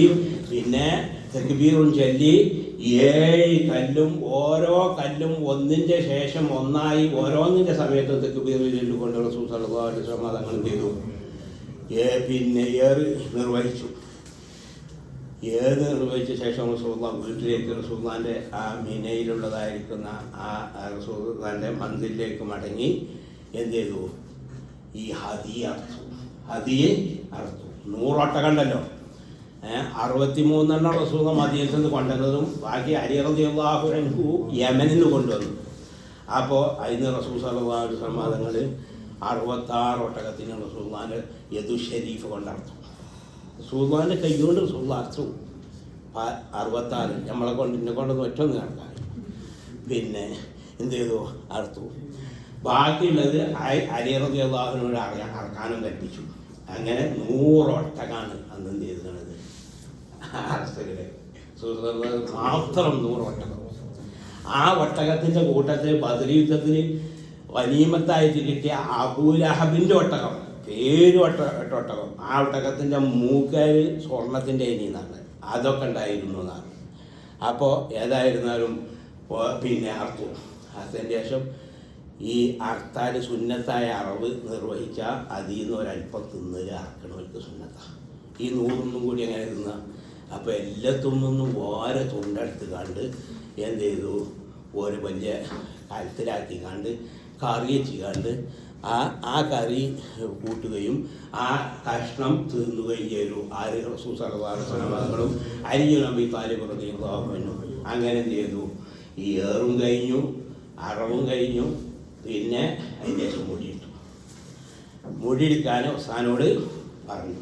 ഉസ്താൻ്റെ പേര് പിന്നെ പല റിപ്പോർട്ടിലും പല രൂപത്തിലാണ് പറഞ്ഞത്. ഏതായാലും മുടി എടുക്കാൻ സമയത്ത് റസൂൽ സല്ലല്ലാഹു അലൈഹി വസല്ലം തങ്ങൾ വലത്തെ ഭാഗം കാട്ടിക്കൊടുത്തു. അവിടുത്തെ മുടി എടുത്തു. എന്നിട്ട് അത് 1 മുടിയായിട്ടും 2 മുടിയായിട്ടും ചെയ്തു എല്ലാവർക്കും വീതിച്ചു കൊടുക്കാൻ പറഞ്ഞു. പിന്നെ ഇടത് ഭാഗത്തുള്ളതായിരിക്കുന്ന മുടി എടുത്തു. അത് റസൂൽ സല്ലല്ലാഹു അലൈഹി വസല്ലം തങ്ങളുടെ പ്രത്യേകക്കാരനായ സഹാബിൻ്റെ അബൂ തൽഹ റളിയല്ലാഹു അൻഹു എന്ന് പറഞ്ഞാൽ ആ തോട്ടമൊക്കെ ദാനം ചെയ്ത സുൽത്താൻ്റെ പ്രത്യേകകാരിയായ ഉമ്മു സുലൈമ റളിയല്ലാഹു അൻഹയുടെ ഭർത്താവ് സുൽത്താൻ്റെ ഖാദിമായ അനസ് മാലിക് റളിയല്ലാഹു അൻഹയുടെ ഉമ്മാനെ കെട്ടിയതായ എളാപ്പ അബൂ തൽഹ റളിയല്ലാഹു അൻഹുവിന് കൊടുത്തിട്ട് അത് അവരോട് കൊടുക്കാൻ പറഞ്ഞു. അപ്പോൾ ഇത് പണ്ഡിതന്മാർ പറയുകയാണ്, അപ്പോൾ ഹജ്ജ് ഉംറക്ക് കഴിഞ്ഞാൽ ഏറ്റവും നല്ലത് എന്താണ്? മുടി എടുക്കുക. പക്ഷെ അവിടെ പറയുന്നുണ്ട്, ഒരാൾ ആദ്യം ഉംറ ചെയ്ത് പിന്നെ തന്നെ അയാൾ ഉടനെ ഹജ്ജ് ചെയ്യാണ്. അപ്പം ഈ ഉംറ ചെയ്യുമ്പോൾ കളഞ്ഞാൽ ഹജ്ജ് ചെയ്യുമ്പോൾ മുടി ഉണ്ടാവില്ല, മുടി വളർച്ച വരില്ല. എന്നാൽ അവിടെ നല്ലത് എന്താണ്? അവിടെ ഉംറ കഴിഞ്ഞിട്ട് വിട്ടുക, ഹജ്ജും കഴിഞ്ഞിട്ട് കളയാം. അല്ലാന്നുണ്ടായാൽ പിന്നെന്താ ഉണ്ടാകുക? പിന്നെ കളയാണ്ടാവില്ല. കളയാൻ ചെയ്യാഞ്ഞാലോ പിന്നെ താട്ടുക. അപ്പോൾ കളയൽ നിർബന്ധമല്ലേ? കളയാൻ മുടിയില്ലാഞ്ഞാൽ പിന്നെ കളയൽ നിർബന്ധമല്ല. ഒരാൾക്ക് കയ്യില്ലാഞ്ഞാൽ കയ്യ് നിർബന്ധമല്ലല്ലോ പോലും. ഇതുപോലെ മുടിയില്ലാഞ്ഞാൽ മുടി എന്നാലും മുടിയില്ലാത്തവൻ എന്ത് സുന്നത്തുണ്ട്? ഏറ്റവും ചുരുങ്ങിയത് ഓൻ്റെ ശരീരം കത്തിയൊന്നും ഇങ്ങനെ നടത്തൽ സുന്നത്തുണ്ട്. ഏതുപോലെ മിസ്വാക്ക് ചെയ്യാൻ പല്ലില്ലാത്തതായിരിക്കുന്ന ആൾക്ക് മോണമ്മൽ മിസ്വാക്കൊന്നും നടത്തൽ സുന്നത്തല്ലേ എന്നതുപോലെ. പക്ഷെ അതിനൊന്നും നിൽക്കണ്ട. അപ്പോൾ പിന്നെ ഇതിൻ്റെ ശേഷം ഈ ഉംറൻ്റെ ശേഷം ഹജ്ജ് ചെയ്യാൻ ഉദ്ദേശിക്കുന്നുണ്ട്. ഹജ്ജാവുമ്പോഴത്തിന് മുടി കളർത്ത് വരില്ല. എന്നാൽ അവിടെ എന്താണ്? വെട്ടലാണ് നല്ലത്, അല്ലെങ്കിൽ കളയലാണ് നല്ലത്. അപ്പോൾ റസൂൽ സല്ലല്ലാഹു അലൈഹി വസല്ലം എല്ലാം കഴിഞ്ഞാണല്ലോ. അപ്പം എന്ത് ചെയ്തു? റസൂൽ സല്ലല്ലാഹു അലൈഹി വസല്ലം തങ്ങൾ മുടി കളഞ്ഞു. അപ്പം മുടി കളയുന്നവർക്ക് വേണ്ടി റസൂൽ സല്ലല്ലാഹു അലൈഹി വസല്ലം തങ്ങൾ 4 പ്രാവശ്യം റഹ്മത്ത് കൊണ്ട് പ്രാർത്ഥിച്ച ശേഷമാണ് മുടി വെട്ടുന്നവർക്ക് വേണ്ടി എന്ത് ചെയ്ത് ഒരു പ്രാവശ്യം പ്രാർത്ഥിച്ചിട്ടുള്ളത്. പണ്ഡിതന്മാർ പറയുകയാണ് ഏറ്റവും നല്ലത് കളയ, മൊത്തം കളയ, അല്ലെങ്കിൽ മൊത്തം വെട്ടുക. അത് കഴിഞ്ഞിട്ടാണ് പിന്നെ ഒരല്പം മുടി വെട്ടുക എന്നുള്ളത്. ആ അല്പം മുടി വെട്ടുക വെട്ടി നിർത്തുക എന്നുള്ളത് അത് നല്ലതല്ല. നമ്മളെ മദ്ഹബിലെ അതുകൊണ്ട് തഹല്ലുൽ, ഷാഫി മദ്ഹബിലെ അതുകൊണ്ട് തഹല്ലുൽ കിട്ടുള്ളൂ. അപ്പോൾ അതുകൊണ്ട് അത് പ്രത്യേകം ശ്രദ്ധിക്കുക. എല്ലാവരും മുടി ഏറ്റവും ചുരുങ്ങിയത് മുടി ഒന്നായിട്ട് വെട്ടുകയും ചെയ്യുക. ആ മറുപടി വെച്ച് കണ്ട് ഇങ്ങനെ ഒരു കസരി മെയ്യാൻ അങ്ങനെ ആക്കി പോരരുത്. അപ്പോൾ ഏതായിരുന്നാലും അങ്ങനെ എന്ത് ചെയ്തു? റസൂൽ സല്ലല്ലാഹു അലൈഹി വസല്ലം പിന്നെ മുടി കളഞ്ഞുകയും ചെയ്തു. ആ മുടി വീതിച്ചു കൊടുക്കുകയും ചെയ്തു. റസൂൽ സല്ലല്ലാഹു അലൈഹി വസല്ലം നമ്മുടെ ആധാർ കൊണ്ട് കൊടുക്കത്തില്ല. അത് സുന്നത്തുള്ളതായിരിക്കുന്ന കാര്യമാണ്. സഹാബത്തിൻ്റെ കാലത്ത് റസൂലുള്ളാഹി നബിയെ കൊണ്ട് അവർ കൊടുക്കത്തെടുത്തിരുന്നു. അതുപോലെ മുടി കൊണ്ട്, അതുപോലെ കൊടുത്തതായിരിക്കുന്ന വെള്ളം കൊണ്ട്, ഉമിനീര് കൊണ്ട് എല്ലാം വർക്കത്തെടുത്തിരുന്നു. ഏതായിരുന്നാലും പിന്നെ അതും കഴിഞ്ഞ് അതോടുകൂടെ ഇപ്പം എന്ത് ചെയ്തു? ഏറും കഴിഞ്ഞ് മുടിയെടുക്കലും കഴിഞ്ഞ് ഒന്നാമത്തെ തഹല്ലുലായാലും അപ്പോൾ ഡ്രസ്സൊക്കെ മാറ്റി പിന്നെ സുഗന്ധദ്രവ്യം പൂശി. റസൂൽ സല്ലല്ലാഹു അലൈഹി വസല്ലം തങ്ങൾ ഇഹ്റാമിൻ്റെ മുമ്പും സുഗന്ധം പൂശാറുണ്ടായിരുന്നു. അതുപോലെ ഈ തവാഫിൻ്റെ മുമ്പും, ഇഹ്റാമെന്ന് ഒഴിവായി തവാഫിൻ്റെ മുമ്പും സുഗന്ധദ്രവ്യം പൂശാറുണ്ടായിരുന്നു. ആയിഷ റളിയല്ലാഹു അൻഹ പറഞ്ഞ് ഞാനാണ് പൂശി കൊടുത്തത്. ഏതായിരുന്നാലും അങ്ങനെ എന്ത് ചെയ്തു? പിന്നെ തവാഫ ചെയ്യാറുണ്ട്. പിന്നെ അന്ന് തന്നെ നമ്മളൊക്കെ ആണെങ്കിൽ നമുക്ക് 3 ദിവസം കഴിഞ്ഞിട്ട് കൂടി ഒന്ന് പോയി പോകാനോ എല്ലാം കഴിഞ്ഞ് പോകുമ്പോൾ പോയാലേ നമുക്ക് ഈ ഫാദറിൻ്റെ തവാഫ് നമ്മളിവിടെ നിൽക്കുക പോകുമ്പോൾ വല്ല ഈ ഫാദറിൻ്റെ തവാഫ് അപ്പോൾ വല്ല മസാല ഉണ്ടാക്കിക്കാണ്ട് ഒതായൻ്റെ തവാഫ് ആയി കൂടി ആക്കിക്കാണ്ട് ഒറ്റ തവാഫ് കൊണ്ട് കഴിഞ്ഞാൽ വല്ല മാർഗമുണ്ടോ? ഇതാ നമ്മളെ ഇല്ല അല്ലേ? അങ്ങനെ മാർഗം കേട്ടോ. ഒതായൻ്റെ തവാഫ് വേറെ തന്നെ ചെയ്യണം, അത് വേറെ കാര്യം. അപ്പോൾ ഏതായിരുന്നാലും എന്ത് ചെയ്തു? പിന്നെ റസൂൽ സല്ലല്ലാഹു അലൈഹി വസല്ലം തങ്ങൾ ഉടനെ ഒട്ടുപോയി മക്കയിലേക്ക് പോയി. എന്തിനു വേണ്ടി? ഇഫാദത്തിൻ്റെ തവാഫ് നിർവഹിക്കാൻ വേണ്ടി. അത് ഹജ്ജിൻ്റെ ഫർദുകളിൽപ്പെട്ടതായിരിക്കുന്ന ഫർദാണ് ഇഫാദത്തിൻ്റെ തവാഫ്. ഇഫാദത്തിൻ്റെ തവാഫിൻ്റെ സമയം എപ്പോഴാണ് കിടക്കുന്നത്?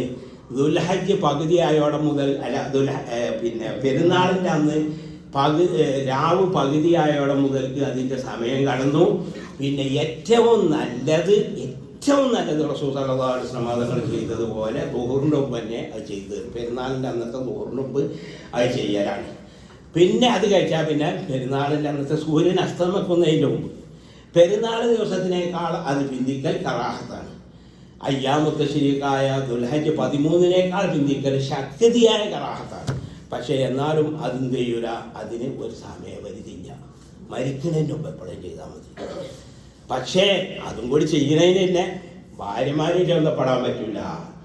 കാരണം ഒന്നാമത്തെ തഹല്ലിലേ കിട്ടിയിട്ടുള്ളൂ. രണ്ടാമത്തെ തഹല്ലിൽ തവാഫ് വിവാഹത്തിൻ്റെ തവാഫോട് കൂടെ കിട്ടുള്ളൂ. വിവാഹത്തിൻ്റെ തവാഫ് ചെയ്തെങ്കിലേ രണ്ടാമത്തെ തഹല്ലിൽ. ഒന്നാമത്തെ തഹല്ലിൽ കൊണ്ട് സ്ത്രീകളുമായി ബന്ധപ്പെട്ട കാര്യങ്ങളല്ലാത്ത എല്ലാ കാര്യങ്ങളും, തലമറക്കലും സാധാരണ വസ്ത്രം ധരിക്കലും സുഗന്ധദ്രവ്യം പൂശലും അതുപോലെ മുടി നീക്കലും എല്ലാം ഹലാലായി. ഭാര്യമാരുമായി ബന്ധപ്പെട്ട കാര്യങ്ങൾ ഈ വിവാഹത്തിൻ്റെ തവാഫ് ചെയ്യലോട് കൂടെ അത് കരസ്ഥമാവുകയുള്ളൂ. ഏതായാലും റസൂൽ സല്ലല്ലാഹു അലൈഹി വസല്ലം തങ്ങൾ ചെയ്തു, ഈ വിവാഹത്തിൻ്റെ തവാഫ് ചെയ്തു. എന്നിട്ട് അവിടുന്ന് തന്നെ ളുഹർ നിസ്കരിച്ചു എന്ന് ഒരു റിവായത്തിലുണ്ട്. ഒരു റിവായത്തിന് മിനയിലെത്തിയ ശേഷമാണ് ളുഹർ നിസ്കരിച്ചത്, പെരുന്നാളിൻ്റെ അന്ന് ളുഹർ നിസ്കരിച്ചത് എന്നുണ്ട്. പണ്ഡിതന്മാർ ഇത് രണ്ടും പൊടിച്ചം ചെയ്തു. എന്നിട്ട് പറഞ്ഞു റസൂൽ മക്കത്ത് നിസ്കരിച്ചു. ഇവിടെ വന്ന് കണ്ട് റസൂലിൻ്റെ സഹാബത്തിൻ്റെ കൂടെ ഒന്നും കൂടി നിസ്കരിച്ചു. കാരണം അങ്ങനെയാണ്. ഒരിക്കൽ നിസ്കരിച്ചാൽ ഒരൊക്കെ നിസ്കരിച്ചാൽ പിന്നെ രണ്ടാമതൊന്നും ജമാഅത്തായിട്ട് മടക്കി നിസ്കരിക്കാൻ അവസരം കിട്ടിയാൽ നിസ്കരിക്കൽ സുന്നത്തുണ്ടല്ലോ. അങ്ങനെ നിസ്കരിക്കുമ്പോൾ ഒന്നാമത്തേക്കാണ് പറഞ്ഞത്, രണ്ടാമത്തെ സുന്നത്തേക്കാണ്. ഏതായിരുന്നാലും അങ്ങനെ ചെയ്തു. അപ്പോൾ രണ്ടും ശരി തന്നെയാണ്. മക്കത്ത് നിന്ന് നിസ്കരിച്ചു എന്നുള്ളതും ശരി തന്നെയാണ്, മിന്നിൽ നിസ്കരിച്ചു എന്നുള്ളതും ശരി തന്നെയാണ്. ഏതായാലും എന്ത് ചെയ്തു, അവിടുന്ന് ളുഹർ മക്കത്ത് നിന്ന് നിസ്കരിച്ചു, മിനിയിൽ നിന്ന് നിസ്കരിച്ചു. അങ്ങനെ വന്നു. പിന്നെ മിനിയിൽ രാപ്പാർത്തു. മിനിയിൽ രാപ്പാർത്തു. ദുൽഹജ്ജ് പിന്നെ 11 രാവും 12 രാവും 13 രാവും റസൂൽ സല്ലല്ലാഹു അലൈഹി വസല്ലം തങ്ങൾ മിനിയിൽ രാപ്പാർത്തു. അന്ന് എല്ലാവരും മിനിയിൽ രാപ്പാർത്തു. പക്ഷേ റസൂൽ സല്ലല്ലാഹു അലൈഹി വസല്ലം തങ്ങൾ അബ്ബാസ് എന്നവരോട് പറഞ്ഞു, ഓർക്ക് ആര്യന്മാർക്ക് വെള്ളം കുടിപ്പിക്കുന്ന ജോലി ഉണ്ടായിരുന്നു. അതായത് ഓരോരുത്തർക്കും അതൊക്കെ വലിയ സ്ഥാനമാണ്. കാബത്തിൻ്റെ ചാവി കയ്യിൽ വെച്ച് കഴിഞ്ഞാൽ ഒരു കബീലക്കാരുണ്ടായിരുന്നു. ആര്യന്മാർക്ക് വെള്ളം കുടിപ്പിച്ച് കഴിഞ്ഞാൽ അത് വേറെ അധികാരം വേറെയായി. ആ അധികാരമായിരിക്കായിരുന്നു അബ്ബാസ് റളിയല്ലാഹു അൻഹുവിനും അവരെ സന്താന പരമ്പരകൾക്കുമായിരുന്നു. അങ്ങനെ റസൂൽ സല്ലല്ലാഹു അലൈഹി വസല്ലം തങ്ങൾ ആ തവാഫ് കഴിഞ്ഞാരെ സംസം വെള്ളം കുടിക്കാൻ വേണ്ടി പോയപ്പോൾ അബ്ബാസ് എന്നവർ പറഞ്ഞ് ഫضലിനോട്, ഫضലെ ഉമ്മാൻ്റെ അടുത്തുണ്ട് അവിടെ വെള്ളം, ആ വെള്ളം കൊണ്ടുവന്ന് കൊടുക്കുന്ന റസൂലുള്ളാഹി, ഇവിടെ എല്ലാവർക്കും കൊടുക്കുന്ന വെള്ളമല്ല. അപ്പോൾ എന്ത് ചോദിച്ചു റസൂലുള്ളാഹി, ഇത് ആൾക്കാർ കഴിച്ചിട്ട വെള്ളമാണ്, ഇത് ആൾക്കാർ കഴിച്ചിട്ട വെള്ളമാണ്, നല്ല ശുദ്ധമായ വെള്ളം അവിടെ ഉണ്ട്, അത് പറ്റൂല, ആൾക്കാർ കഴിച്ചിട്ട വെള്ളം തന്നെ വാങ്ങിക്കുകയാണ്. എന്നിട്ട് റസൂൽ സല്ലല്ലാഹു അലൈഹി വസല്ലം അവിടെ നിന്ന് എന്ത് ചെയ്തു, വെള്ളം വാങ്ങി കുടിച്ച് സംസം വെള്ളം. സംസം കിണർ നമുക്കറിയാം, അത് പിന്നെ മസ്ജിദുൽ ഹറാമിൻ്റെ ഉള്ളിലുള്ള കിണറാണ്. കാബത്ത് നിന്ന് 38 കാബയിൽ നിന്ന് 38 മുഴം ദൂരം മസ്ജിദുൽ ഹറാമിലുള്ള കിണറാണ്. ആ കിണറിൽ അന്നത്തെ കാലത്ത് ഇവർ അബ്ബാസ് എന്നവർ അവരെ സന്താന പരമ്പരകളും വെള്ളം കോരിയിട്ട് എന്ത് ചെയ്യും, ഒരു ഹൗദിൽ നടക്കും. അവിടുന്ന് ആൾക്കാർ ഇങ്ങനെ കോരി കുടിച്ചു. അപ്പോൾ റസൂൽ സല്ലല്ലാഹു അലൈഹി വസല്ലം തങ്ങൾ പറഞ്ഞു, നിങ്ങൾ ചെയ്യുന്നത് വലിയൊരു ഭാഗത്താട്ടോ, ഞാനെങ്ങാനും പിന്നെ ഞാനും ഇങ്ങനെ കോരി കൊടുക്കുകയിന്. എന്തുകൊണ്ട് വെച്ചാൽ കോരി കൊടുക്കാത്തതെന്ന് വെച്ചാൽ മനുഷ്യന്മാർ വിചാരിച്ചു യുദ്ധരാജ്യൻ്റെ അമരാണ് ഇത് കോരി കൊടുക്കല്. അപ്പോൾ എല്ലാവരും കൂടി വരാൻ വരും. എല്ലാവരും വരാൻ വരുമ്പോൾ തിക്കും തിരക്കും ആവും. അത് വിചാരിച്ചിട്ട് അല്ലാന്നുണ്ടെങ്കിൽ ഇത് വലിയൊരു വിഭാഗത്താണ് എന്ന് പറയുകയും അവരുടെ സ്വന്തം വെള്ളം വാങ്ങിക്കൊടുക്കുകയും ചെയ്തു.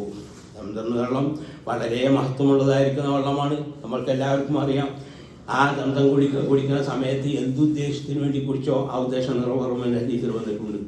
അത് രോഗം മാറാനുള്ളതായ മരുന്നാണ്, ദാഹം മാറാനുള്ളതായിരിക്കും ദാഹജലമാണ്, വിശപ്പടങ്ങാനുള്ളതായിരിക്കുന്ന ഭക്ഷണമാണ്, എല്ലാമാണ്.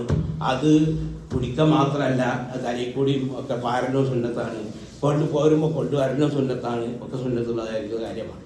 ഏതായിരുന്നാലും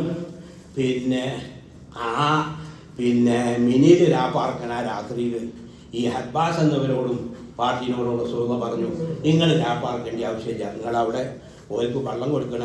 അപ്പോൾ അതുകൊണ്ട് പണ്ഡിതന്മാർ പറഞ്ഞു, അപ്പോൾ ഈ കായത്തിൻ്റെ ഈ ഭാര്യമാർക്ക് വെള്ളം കൊടുക്കുന്നതായിരിക്കുന്ന ഉള്ള ആളുകൾ, അതുപോലെ ആടുകളെ പിന്നെ കാലികൾ മേക്കുന്ന ആളുകൾ, അവർക്കൊന്നും രാപ്പാർക്കൽ നിർബന്ധം അല്ല. വേറെ കുറേ ഇതുള്ളതായിരിക്കുന്ന ആളുകളുണ്ട്. അല്ലാത്തവരൊക്കെ അന്ന് രാപ്പാർക്കൽ എന്താണ് നിർബന്ധമാണ്. രാപ്പാർക്കും വേണം, പിറ്റേന്ന് എറിമാണം. എറിയുമ്പോൾ ആദ്യം നമ്മളൊക്കെ പിന്നെ ഊലയിലേക്കും പിന്നെ ഉസ്തയിലേക്കും പിന്നെ അക്കബയിലേക്കും. അപ്പോൾ ഓരോ സ്ഥലത്തേക്കും പിന്നെ 7 കല്ല് വീതം. ആ ഏറിന് ഒക്കെ കിബിലാക്ക് തിരിഞ്ഞുകൊണ്ടാണ് നിൽക്കേണ്ടത്. അങ്ങനെ അവിടെ ഓരോ സ്ഥലത്തും ഊര എറിഞ്ഞാൽ എന്ത് ചെയ്യുക, ദ്വാ ചെയ്യുക. അതുപോലെ ഉസ്ത എറിഞ്ഞാൽ അതും ദ്വാ ചെയ്യുക. പിന്നെ അഖബ എറിഞ്ഞതിന് ശേഷം പെരുന്നാളിൻ്റെ അന്നാണെങ്കിലും മറ്റ് ദിവസങ്ങളിലാണെങ്കിലും ജംറത്തുൽ അഖബ എറിഞ്ഞാൽ അവിടെ ദ്വാ ചെയ്യൽ സുന്നത്തില്ല. അങ്ങനെ റസൂൽ സല്ലല്ലാഹു അലൈഹി വസല്ലം എന്ത് ചെയ്തു, ഹജ്ജ് കൊല്ലം നിർവഹിച്ചു. പിന്നെ തിരിച്ചു പോരാൻ നിൽക്കുമ്പോൾ സഫിയ ബീവിക്കായിരുന്നു. റസൂൽ സല്ലല്ലാഹു അലൈഹി വസല്ലം തങ്ങളുടെ ഭാര്യയായ സഫിയ റളിയല്ലാഹു അൻഹ പറഞ്ഞു, അല്ലാഹുവിൻ്റെ റസൂലേ, ഞാൻ നിങ്ങളെ ചുയിപ്പാക്കും, ഈ ഹജ്ജ് സംഘത്തിനെ ഞാൻ ചുയിപ്പാക്കുമെന്ന് ഞാൻ പേടിക്കുന്നു. ഞാൻ നിങ്ങളെ അറസിട്ടോളും. എൻ്റെ ഹൈദ് കഴിഞ്ഞാൽ തവാഫ് അതായത് തവാഫ് ചെയ്യണ്ടേ. അപ്പോൾ റസൂൽ സല്ലല്ലാഹു അലൈഹി വസല്ലം ചോദിച്ചു, ഇഫാദത്തിൻ്റെ തവാഫ് ചെയ്തിട്ടുണ്ടോ എന്ന് ചോദിച്ചു. ചെയ്തിരുന്നു എന്നാണ്. എന്നാൽ പിന്നെ ആയിക്കോട്ടെ പോരും എന്നാണ്. അപ്പോൾ അതിൻ്റെ അടിസ്ഥാനത്തിൽ പണ്ഡിതന്മാർ പറഞ്ഞു, ഇഫാദത്ത് വദാഇൻ്റെ തവാഫ് ഹൈദുള്ളതായിരിക്കും ആ പെണ്ണിന് വദാഇൻ്റെ തവാഫ് നിർബന്ധമില്ല. പക്ഷേ മക്കയുടെ അതിർത്തി കടക്കുന്നതിൻ്റെ മുമ്പ് ഹൈദ് നിന്നാൽ തിരിച്ചു പോയി വദാഇൻ്റെ തവാഫ് ചെയ്യുന്ന നിർബന്ധമാണ്. അതല്ലെങ്കിൽ വദാഇൻ്റെ തവാഫ് ആർക്ക് നിർബന്ധമില്ല, ഹൈദുകാരിക്ക് നിർബന്ധമില്ല. അപ്പോൾ ഹൈദുള്ളതായിരിക്കുന്ന പെണ്ണ് ഹജ്ജിനെ ഇഹ്റാം ചെയ്താൽ നമ്മൾ പറഞ്ഞ മാതിരി എല്ലാ കാര്യങ്ങളും ചെയ്യുക. ഇഫാദത്തിൻ്റെ തവാഫ് കഴിഞ്ഞ ശേഷം സയ്യു അവസാനം ചെയ്താൽ മതി. ഇഫാദത്തിൻ്റെ തവാഫ് കിട്ടിയതിന് ശേഷമാണ് ഏത് ഹൈദുണ്ടായതെന്നുണ്ടെങ്കിൽ വദാഇൻ്റെ തവാഫിട്ട് നിർബന്ധവും ഇല്ല. പിന്നെ അങ്ങനെ ആ വദാഇൻ്റെ തവാഫും ചെയ്തതിൻ്റെ ശേഷം വദാഇൻ്റെ തവാഫ് ചെയ്താൽ പിന്നെ അവിടെ നിൽക്കാൻ പാടില്ല, ഒരു വിഷയത്തിനും നിൽക്കാൻ പാടില്ല. എന്തെങ്കിലും ഒരു വിഷയത്തിന് അവിടെ നിന്നാൽ പിന്നെ വദാഇൻ്റെ തവാഫല്ല. വദാഇൻ്റെ തവാഫ് എന്ന് പറഞ്ഞാൽ എല്ലാം കഴിഞ്ഞിട്ട് ചെയ്യുന്നതാണ്. ആ വദാഇൻ്റെ തവാഫ് കഴിഞ്ഞാൽ പിന്നെ അപ്പോഴത്തേന് ബാങ്ക് കൊടുത്ത് ഇഖാമത്ത് കൊടുത്തെങ്കിൽ ബാങ്ക് കൊടുത്താൽ നിൽക്കാൻ പറ്റില്ല. ഇഖാമത്ത് കൊടുത്തെങ്കിൽ ആ നിസ്കാരത്തിൽ പങ്കെടുക്കാൻ പറ്റും. അതുപോലെ യാത്രയിൽ ആവശ്യമായ ഭക്ഷണം വാങ്ങാൻ വേണ്ടി നിൽക്കാൻ പറ്റും. കൂട്ടുകാരെ കാത്തു നിൽക്കാൻ വേണ്ടി, യാത്രയിലുള്ള കൂട്ടുകാരെ കാത്തു നിൽക്കാൻ വേണ്ടി പറ്റും. അവിടെ നമ്മുടെ നാട്ടുകാരൊരാളോട് ജോലി ചെയ്യുന്നുണ്ട്, ഓരെ കാണാൻ നിൽക്കാൻ പറ്റില്ല, വേറെ വിഷയത്തിന് നിൽക്കാൻ പറ്റില്ല, ഒന്നും ചെയ്യാൻ പറ്റില്ല. അതുപോലെ വദാഇൻ്റെ തവാഫ് അത് ഇഫാദത്തിൻ്റെ തവാഫ് ഇനി സൈലും പറ്റുമോ, അതും പറ്റില്ല. അപ്പോൾ ഏതായിരുന്നാലും അങ്ങനെ വദാഇൻ്റെ തവാഫും ചെയ്തു. അന്ന് കുറേ സംഭവങ്ങളൊക്കെ ഉണ്ടായിട്ടുണ്ട്. അതിൽപ്പെട്ടാണ് വന്ന് റസൂൽ സല്ലല്ലാഹു അലൈഹി വസല്ലം തങ്ങളുടെ ഹജ്ജിൽ പങ്കെടുത്തതായിരിക്കുന്ന ഒരു സഹാബി ഒട്ടക്കപ്പുറത്തുനിന്ന് വീണുകാണ്ട് പെരടി ഒടിഞ്ഞ് വഫാത്തായപ്പോൾ റസൂൽ സല്ലല്ലാഹു അലൈഹി വസല്ലം തങ്ങൾ പറഞ്ഞു, എന്താ പറഞ്ഞത്, നിങ്ങൾ യഗ്സിലൂഹു ബിമാഇൻ വസിദ്രിൻ വജന്നിബൂഹു തീബ് വലാ തസ്തുറൂ റഅസഹ്. നിങ്ങൾ പിന്നെ അവരെ താടിയും വെള്ളം ഉപയോഗിച്ചിട്ട് കുളിപ്പിക്കുക. പിന്നെ സുഗന്ധദ്രവ്യം ഉപയോഗിക്കാൻ പാടില്ല, വെള്ളത്തിലും പാടില്ല, കർപ്പൂരം പോലത്തെ വെള്ളത്തിലും ഉപയോഗിക്കാൻ പാടില്ല, ദേഹത്തിൽ ഉപയോഗിക്കാൻ പാടില്ല, കഫംപടിയിൽ ഉപയോഗിക്കാൻ പാടില്ല, സ്ഥലമറക്കാൻ പാടില്ല. ഫൈന്നഹു യുബഅസു യൗമൽ ഖിയാമത്തി മുലബ്ബിയ. ഖിയാമത്ത് നാളിൽ അവർ മഹ്ശറയിലേക്ക് വരുന്നത് തൽബിയത്തും ചൊല്ലിക്കൊണ്ടായിരിക്കും. അഥവാ മരിക്കലോടുകൂടി ഇഹ്റാം ക്യാൻസലാകുന്നില്ല. മുഹരിമായിട്ടാണ് മരിച്ചത്, മുഹരിമായിട്ട് അവർ ഹയാത്താക്കപ്പെടും. അതുകൊണ്ട് മരിച്ചതിൻ്റെ ശേഷവും ഇഹ്റാമിൽ ഹറാമായ കാര്യങ്ങളെല്ലാം പാടില്ലാത്തതാണ്. അതുപോലെ അന്ന് രണ്ട് സംഭവം. സഅബ് ബിൻ ജസ്സാമ എന്ന് പറയുന്നതായിരിക്കുന്ന സഹാബി റസൂൽ സല്ലല്ലാഹു അലൈഹി വസല്ലം തങ്ങൾക്ക് ഒരു വേട്ടജീവിൻ്റെ പുറകു കൊണ്ടേ കൊടുത്തു. അവർ ഇഹ്റാം ചെയ്തിട്ടില്ല, ബാക്കിയുള്ളവരൊക്കെ ഇഹ്റാം ചെയ്തിന്. ആ സമയത്ത് ഒരു വേട്ടജീവിനെ കണ്ടപ്പോൾ വേട്ടയാടിയാണ്ട് അതിൻ്റെ കൊണ്ടുവന്ന് കൊടുത്തപ്പോൾ റസൂൽ സ്വീകരിച്ചില്ല. റസൂൽ പറഞ്ഞു വേണ്ട. അപ്പോൾ ഈ സഹാബിക്ക് വിഷമായി. അപ്പോൾ പറഞ്ഞു നമ്മൾ ഇഹ്റാം ചെയ്തവരായതുകൊണ്ടാണ് നമ്മൾ സ്വീകരിക്കാഞ്ഞത്. അതേസമയം അബൂ ഖത്താദ റളിയല്ലാഹു അൻഹു എന്ന സഹാബി അവർ ഇതുപോലെ ഓരോ ഇഹ്റാം ചെയ്യുന്നതിന് ബാക്കിയുള്ളവരൊക്കെ ഇഹ്റാം ചെയ്തപ്പോൾ അവർ ഒരു വേട്ടജീവിനെ കണ്ടു, ഒരു കാട്ടുകഴുതൻ. അപ്പോൾ കാട്ടുകഴുതൻ നല്ല വേട്ടജീവിയാണ്, നല്ല രസലർച്ചയാണ്. അപ്പോൾ അവരെന്ത് ചെയ്തു, മറ്റുള്ളവരോട് പറഞ്ഞ് നിങ്ങൾ അതൊന്നും എടുത്താണി, ആ അമ്പും കുറ്റിയൊന്നും എടുത്താണി, പോയി പണിയൊക്കെ, ഞങ്ങൾ ഒരു സഹായിക വിഷയത്തിൽ ചെയ്യൂല, ഞങ്ങൾ ഇഹ്റാമിലാണ്, അപ്പോൾ മൂപ്പരനെ ഇറങ്ങിക്കാണ്ട് എടുത്തുകാണ്ട് വേട്ടയാടിക്കാണ്ട് അത് കൊണ്ടുവന്നു അതിൻ്റെ ഇറച്ചി സുസാറുദാന സമ്മതങ്ങൾ സ്വീകരിച്ചു. അപ്പം എന്തായാലും ഇവിടെ രണ്ട് സംഗതി. അപ്പോൾ പണ്ഡിതന്മാർ പറയാണ് വേട്ടജീവി ഇഹ്റാം ചെയ്തതായിരിക്കുന്ന ആൾ വേട്ടജീവിനെ ആക്കാൻ പാടില്ല, വേട്ടയാടാനും പാടില്ല. ആരെങ്കിലും വേട്ടയാടി തിന്നാൻ പറ്റുമോ? അത് അവന് വേണ്ടി വേട്ടയാടിയതാണെങ്കിൽ, ഇഹ്റാമിന് വേണ്ടി വേട്ടയാടിയതാണെങ്കിൽ, സുൽത്താനെ ഉദ്ദേശിച്ചാണ്ട് വേട്ടയാടിയാണ് ആദ്യ സഹാബി. അപ്പോൾ അങ്ങനെ വേട്ടയാടിയതാണെങ്കിൽ, അല്ലെങ്കിൽ വേട്ടയാടാൻ സഹായിച്ചിട്ടുണ്ടെങ്കിൽ, വേട്ടജീവിയെ കാട്ടിക്കൊടുക്കലുണ്ടെങ്കിലും സഹായിച്ചിട്ടുണ്ടെങ്കിൽ എന്ത് ചെയ്യാൻ പറ്റില്ല? തിന്നാൻ പറ്റില്ല. അതല്ല, വേറെയുള്ളവർക്ക് വേണ്ടിയിട്ട് വേട്ടയാടിയതായിരിക്കുന്ന വേട്ടജീവിൻ്റെ മാംസം ഇഹ്റാമിലുള്ള ആൾക്ക് തിന്നാൻ പറ്റും. ഇങ്ങനെ അപ്പോൾ ഏതായിരുന്നാലും ഇങ്ങനെ ഇനിയും കുറേ കാര്യങ്ങളൊക്കെ ഉൾപ്പെടുത്താറുണ്ട്. പക്ഷേ ഇതോടുകൂടെ നമ്മൾ നിർത്തുക. സമയം കുറേ ആയി. ഇനി എന്തെങ്കിലും ആർക്ക് സംശയം ഉണ്ടെങ്കിൽ ഇത് ചോദിക്കുകയും ചെയ്യാം. പിന്നെ അല്ലാഹു സുബ്ഹാനഹു വ തആല നമ്മൾ പറഞ്ഞതും കേട്ടതൊക്കെ സാലിഹായവരായി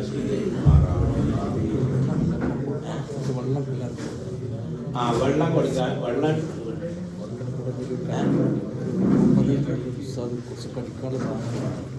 ആയിക്കോട്ടെ.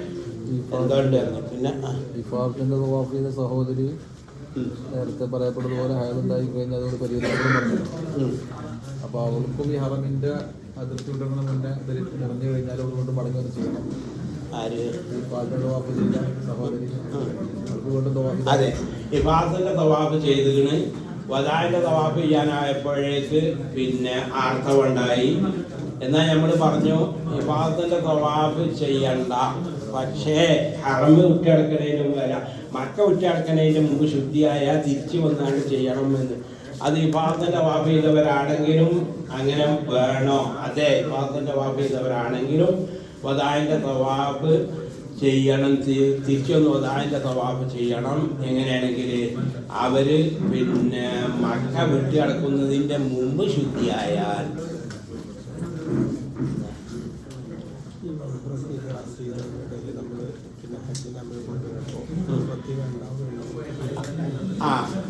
ഉംറയ്ക്ക് ഇഹ്റാം ചെയ്തു, പിന്നെ ഹജ്ജും കൂടി അതിനെ കടത്തി. അത് ഖിറാനിൻ്റെ രണ്ടാമത്തെ രൂപമാണ് നമ്മൾ പറഞ്ഞു. അപ്പോൾ ഒരു സംശയം എന്താണ്? അങ്ങനത്തെ ഒരു ഹജ്ജിനൊരമലും ഉംറയ്ക്കൊരമലും രണ്ടമലും ചെയ്യണോ? വേണ്ടതില്ല. അവരെന്ത് ചെയ്താൽ മതി? ഹജ്ജിൻ്റെ അമൽ മാത്രം ചെയ്യൽ കൊണ്ട് തന്നെ ഹജ്ജും കിട്ടും ഉംറയും കിട്ടും. പക്ഷേ അതിന് ഒരു അറവ് നിർബന്ധമായി തീരും.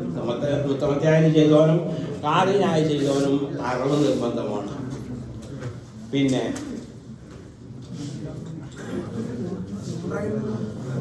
വിരമിക്കുന്നതിന് മുമ്പേ വിദാന്റെ തവാഫ് അറബിലാകുന്നതിന് മുമ്പ് സഹി ചെയ്ത് കഴിഞ്ഞു, ആയിട്ടില്ല, അയാൾക്ക് വിദാന്റെ തവാഫ് നിർവഹിക്കാൻ പറ്റുമോ? എങ്ങനെ? ഉംറയ്ക്ക് വേണ്ടി ഇഹ്റാം ചെയ്തു, തവാഫും സഹിയും ചെയ്തു, തവാഫും കഴിഞ്ഞ് സഹിയും കഴിഞ്ഞു, പക്ഷെ തറകിലായിട്ടില്ല, അയാൾക്ക് വിദാന്റെ തവാഫ് നിർവഹിക്കാൻ പറ്റുമോ? അതെ, തവാഫും സഹിയും കഴിഞ്ഞു, പിന്നെ ഇനി മുടിയെടുക്കാനേ ഉള്ളൂ. അപ്പോൾ വദാഇന്റെ തവാഫ് കഴിഞ്ഞ് വന്നാണ്ട് മുടിയെടുക്കാൻ പറ്റുമോ എന്നാ ചോദ്യം. അതിന് കുഴപ്പമില്ല. മുടിയെടുക്കാൻ ഒരു സമയമില്ല. ഒരാൾ ഇവിടെ നിന്നിട്ടാണ് മുടിയെടുക്കണമെന്നുണ്ടെങ്കിലും കുഴപ്പമില്ല. അപ്പോൾ പക്ഷേ അയാൾ തവാഫും സഹിയൊക്കെ കഴിഞ്ഞാണ്ട് ഇപ്പോൾ വദാഇന്റെ തവാഫും കഴിഞ്ഞ് വന്നതിന് ശേഷം മുടിയെടുക്കൽ ബാക്കിയുണ്ട് എന്നതുകൊണ്ട് എന്ത് ചെയ്യൂല, വദാഇന്റെ തവാഫ് സഹിയാകാതിരിക്കുകയില്ല. പിന്നെ വേറൊരു സംശയം, എനിക്ക് വേറൊരു സംശയമുണ്ട്. എന്താണ്? പിന്നെ ഇപ്പൊ ഈ വദാഇന്റെ തവാഫ് ചെയ്യാൻ നമുക്ക് പരായ സമയത്ത് ഒരു വടിക്ക് രണ്ട് പക്ഷി എന്നുള്ള ആൾക്ക് എന്ത് ചെയ്യാം? ഈ ഉംറന്റെ തവാഫ് തന്നെ വദായും കൂടി കരുതികാണ്ട് വദായും കിട്ടുമല്ലോ. അങ്ങനെ വല്ല വകുപ്പുണ്ടോ? അങ്ങനെ യാതൊരു വകുപ്പില്ല. വദാഇന്റെ തവാഫ് വേറൊരു തവാഫ് കൊണ്ട് കിട്ടുകയില്ല. അതിന് പ്രത്യേകം തവാഫ് തന്നെ വേണമെന്ന് പണ്ഡിതന്മാർ വളരെ വ്യക്തമായി പറഞ്ഞിട്ടുണ്ട്. അതിന്റെ കാരണം നമുക്ക് ആലോചിച്ചാൽ തന്നെ പറയാം, മനസ്സിലാക്കാം. എന്താണ്? പിന്നെ അവിടെ സൈൻ അവിടെ നിൽക്കുകയാണ്. പിന്നെ എന്തെങ്ങനെ അത് വദാഇന്റെ തവാഫ് ആകുക? ഒതാൻ്റെ വാപ്പാവില്ലല്ലോ. അപ്പോൾ ഒതാൻ്റെ തവാഫ് ചെയ്യില്ല, അതുകൊണ്ട് ഒതാൻ്റെ തവാഫ് കിട്ടില്ല. പക്ഷേ വദാൻ്റെ തവാഫിൽ 2 കൗലുണ്ടാണ് നമ്മുടെ ഇമാമിന്. ഒന്ന് വദാൻ്റെ തവാഫ് വാജിബാണ്, അതാണ് പ്രബലമായ കൗല്. രണ്ടാമത്തെ കൗല് ഇമാം ഷാഫി റളിയല്ലാഹു അൻഹു രണ്ടാമത്തെ കൗല് വദാൻ്റെ തവാഫ് സുന്നത്താണ്. അത് ആരെങ്കിലും നമ്മളോട് ഫത്വ ചോദിച്ചാൽ നമ്മൾ മർജൂഹോട് ഫത്വ കൊടുക്കരുത്, റാജുവിൻ്റെ ഫത്വ കൊടുക്കാൻ പറ്റുള്ളൂ. അപ്പോൾ വദാൻ്റെ തവാഫിൻ്റെ വിധി എന്താണെന്ന് ചോദിച്ചാൽ നിർബന്ധാണെന്നേ പറയാൻ പറ്റുള്ളൂ. സുന്നത്താന്ന് കൗല് നമ്മളെ അതേപോലെ തന്നെ ഉണ്ട്. ഇപ്പോൾ നിർബന്ധിതാവസ്ഥയിൽ ആ കൗല് പിടിക്കുക എന്നല്ലാതെ ഇഫാദത്തിന്റെ തവാഫ് കൊണ്ട് അല്ല ഉംറന്റെ തവാഫ് കൊണ്ട് വദാഇന്റെ തവാഫ് കിട്ടൂല.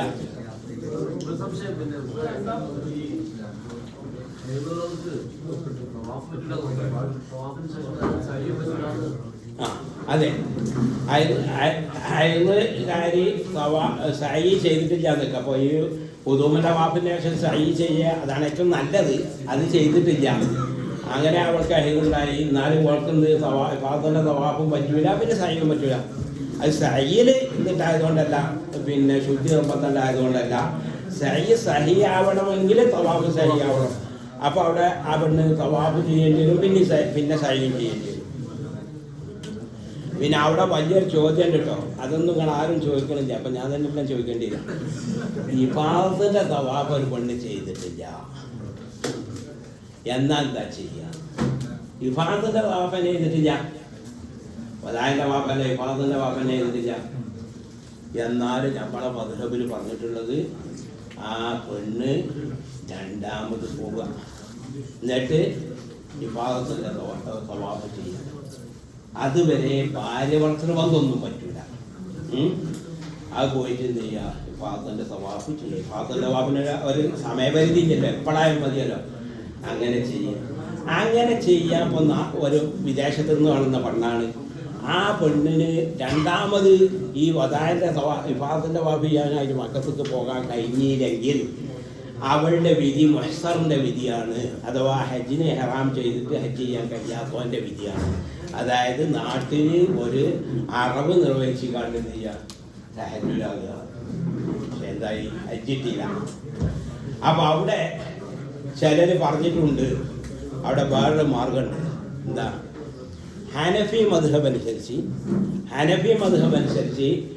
തവാഫ് ഹൈദുകാരിയിൽ നിന്ന് തവാഫ് സഹിയാവും. അതായത് തവാഫിന് ഹൈദ് ശുദ്ധി നിർബന്ധം അല്ല, ഷർത്തല്ല.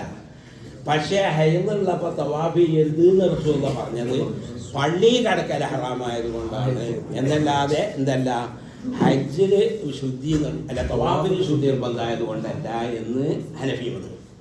ഹംബലി മദ്ഹബിൽ കൗലും ഈ കൗല് കുറിച്ചിട്ട് എന്ത് ചെയ്യുക? തവാഫ് ചെയ്യുക, തൗബ ചെയ്യുകയും ചെയ്യാം. അങ്ങനെ എന്ത് ചെയ്യുക?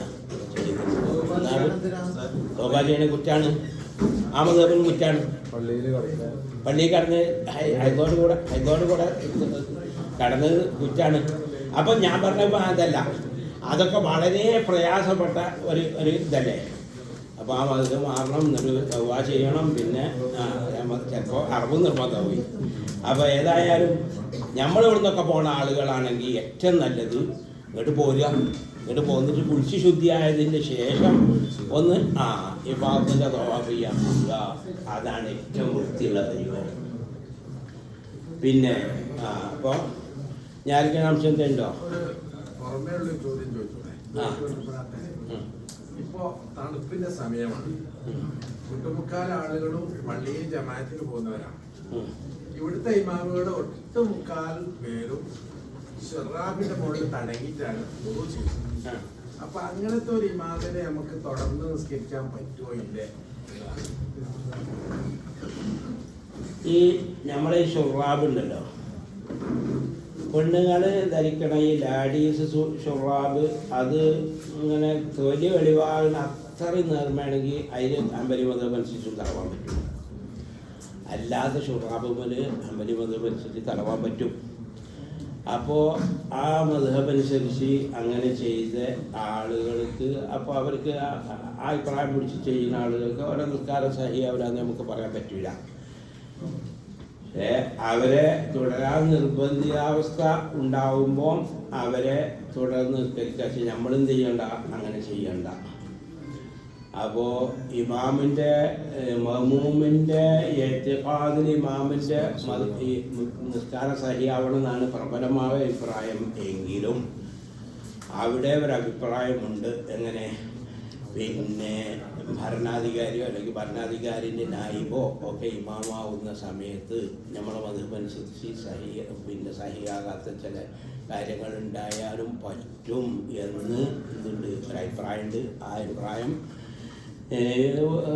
നല്ല അഭിപ്രായമാണ് എന്ന് ഇമാം നബി തങ്ങളും റാബി തങ്ങളൊക്കെ പറഞ്ഞ അഭിപ്രായവുമാണ്. അപ്പോൾ അതനുസരിച്ച് പറ്റും. ഏതായാലും നമ്മളും ചെയ്യണ്ട അതിൻ്റെ മേലെ തടവുക എന്നുള്ളത്. അതിപ്പോൾ നമ്മളെ മതബിലൊന്നും പറ്റില്ല. ഉപ്പ തന്നെ ആവണം. ഉപ്പ എന്ന് പറഞ്ഞാൽ അതിന് വെള്ളം പാർന്ന ഉള്ളിലേക്ക് ചേരാത്തതാണ്. പിന്നെ അങ്ങനെ നമ്മൾ ചെയ്യുമ്പോൾ ബാക്കിയുള്ള അമലൊക്കെ അതേ മതബിൽ ചെയ്യണ്ടേ?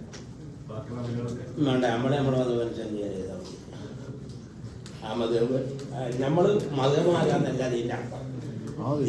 ആ വിഷയത്തിൽ നമ്മൾ പിന്നെ നമ്മളെ വിശ്വാസം അനുസരിച്ച് പിന്നെ സഹിയല്ലെങ്കിലും മുസ്ലിമീങ്ങളുടെ ഐക്യം തകരാതിരിക്കാൻ വേണ്ടിയും പിന്നെ തുടരാതിരിക്കുന്നതിനാലുള്ള മസദത്തുകൾ ഇല്ലാതിരിക്കാൻ വേണ്ടിയും എന്ത് ചെയ്യാന്നുള്ളത് തുടരാൻ. ഒരാൾ ജിദ്ദയിലേക്ക് ഒരു ഇന്റർവ്യൂവിന് പോയതാണ്. അയാൾക്ക് ഉംറ ചെയ്യണമെന്നുണ്ട്. 4 ദിവസം അവിടെ നിൽക്കാൻ കഴിയില്ല. അപ്പൊ ഇന്റർവ്യൂ കഴിഞ്ഞിട്ട് അവിടുന്ന് ഉദ്ദേശിക്കാൻ പറ്റുമോ? ഞാൻ ഇവിടുന്ന് ഉമ്മർക്കോട്ടെ, ഇവിടുന്ന് പോകുമ്പോൾ കരുതണ്ട, അല്ല ഇവിടുന്ന് പോയി കരുതി പിന്നെ മാറ്റി വെച്ചു. ഇവിടുന്ന് പോകുമ്പോൾ കരുത്തുണ്ടെങ്കിൽ പിന്നെന്ത് ചെയ്യണം? ആയിക്കോട്ടെ, എന്നാ അവിടുന്ന് എത്തിയാൽ മതി. അവിടുന്ന് എത്തിയാൽ അവിടുന്ന് ഇഹ്റാം ചെയ്താൽ മതി. ജിദ്ദക്കാരുടെ അതേപോലെ തന്നെ അവിടുന്ന് തന്നെ. അല്ല, ഇനി നമ്മളെ ഹജ്ജായിട്ട് ബന്ധപ്പെടാത്ത ചോദ്യങ്ങളൊക്കെ നിങ്ങൾ പരിപാടി ഉണ്ടാവുന്നതല്ല, എപ്പോഴെങ്കിലും ഒക്കെ ഉണ്ടാവില്ല. അപ്പൊ നമുക്ക് ചോദിക്കാനല്ലേ ഇതായിട്ട് ബന്ധപ്പെട്ടത് ഉണ്ടെങ്കിലും അതുപോലെ സമയം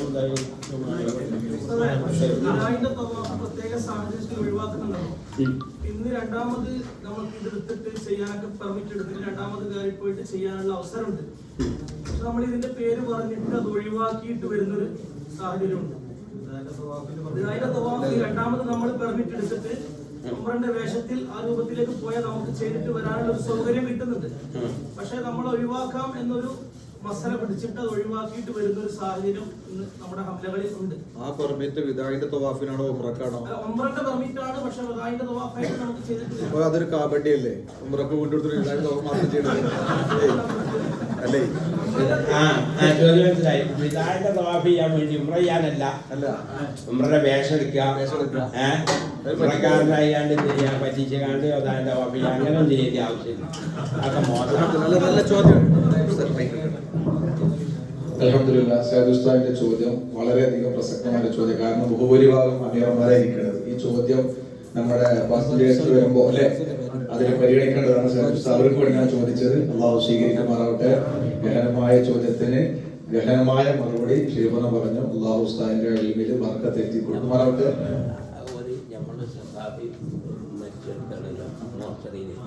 അവരെ പിന്നെ എന്തോ രേഖ ശരിയാക്കാത്തത് കൊണ്ട് ഇനി അവരെ ജനാതൊന്നും ചെയ്യാൻ പറ്റിയില്ല. പ്രത്യേകം അതാ ചെയ്യാൻ വേണ്ടി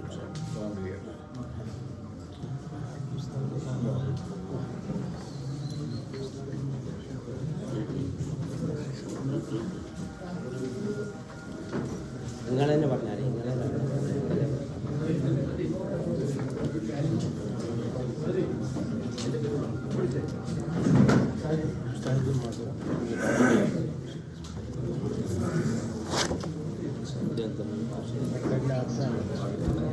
മുതൽ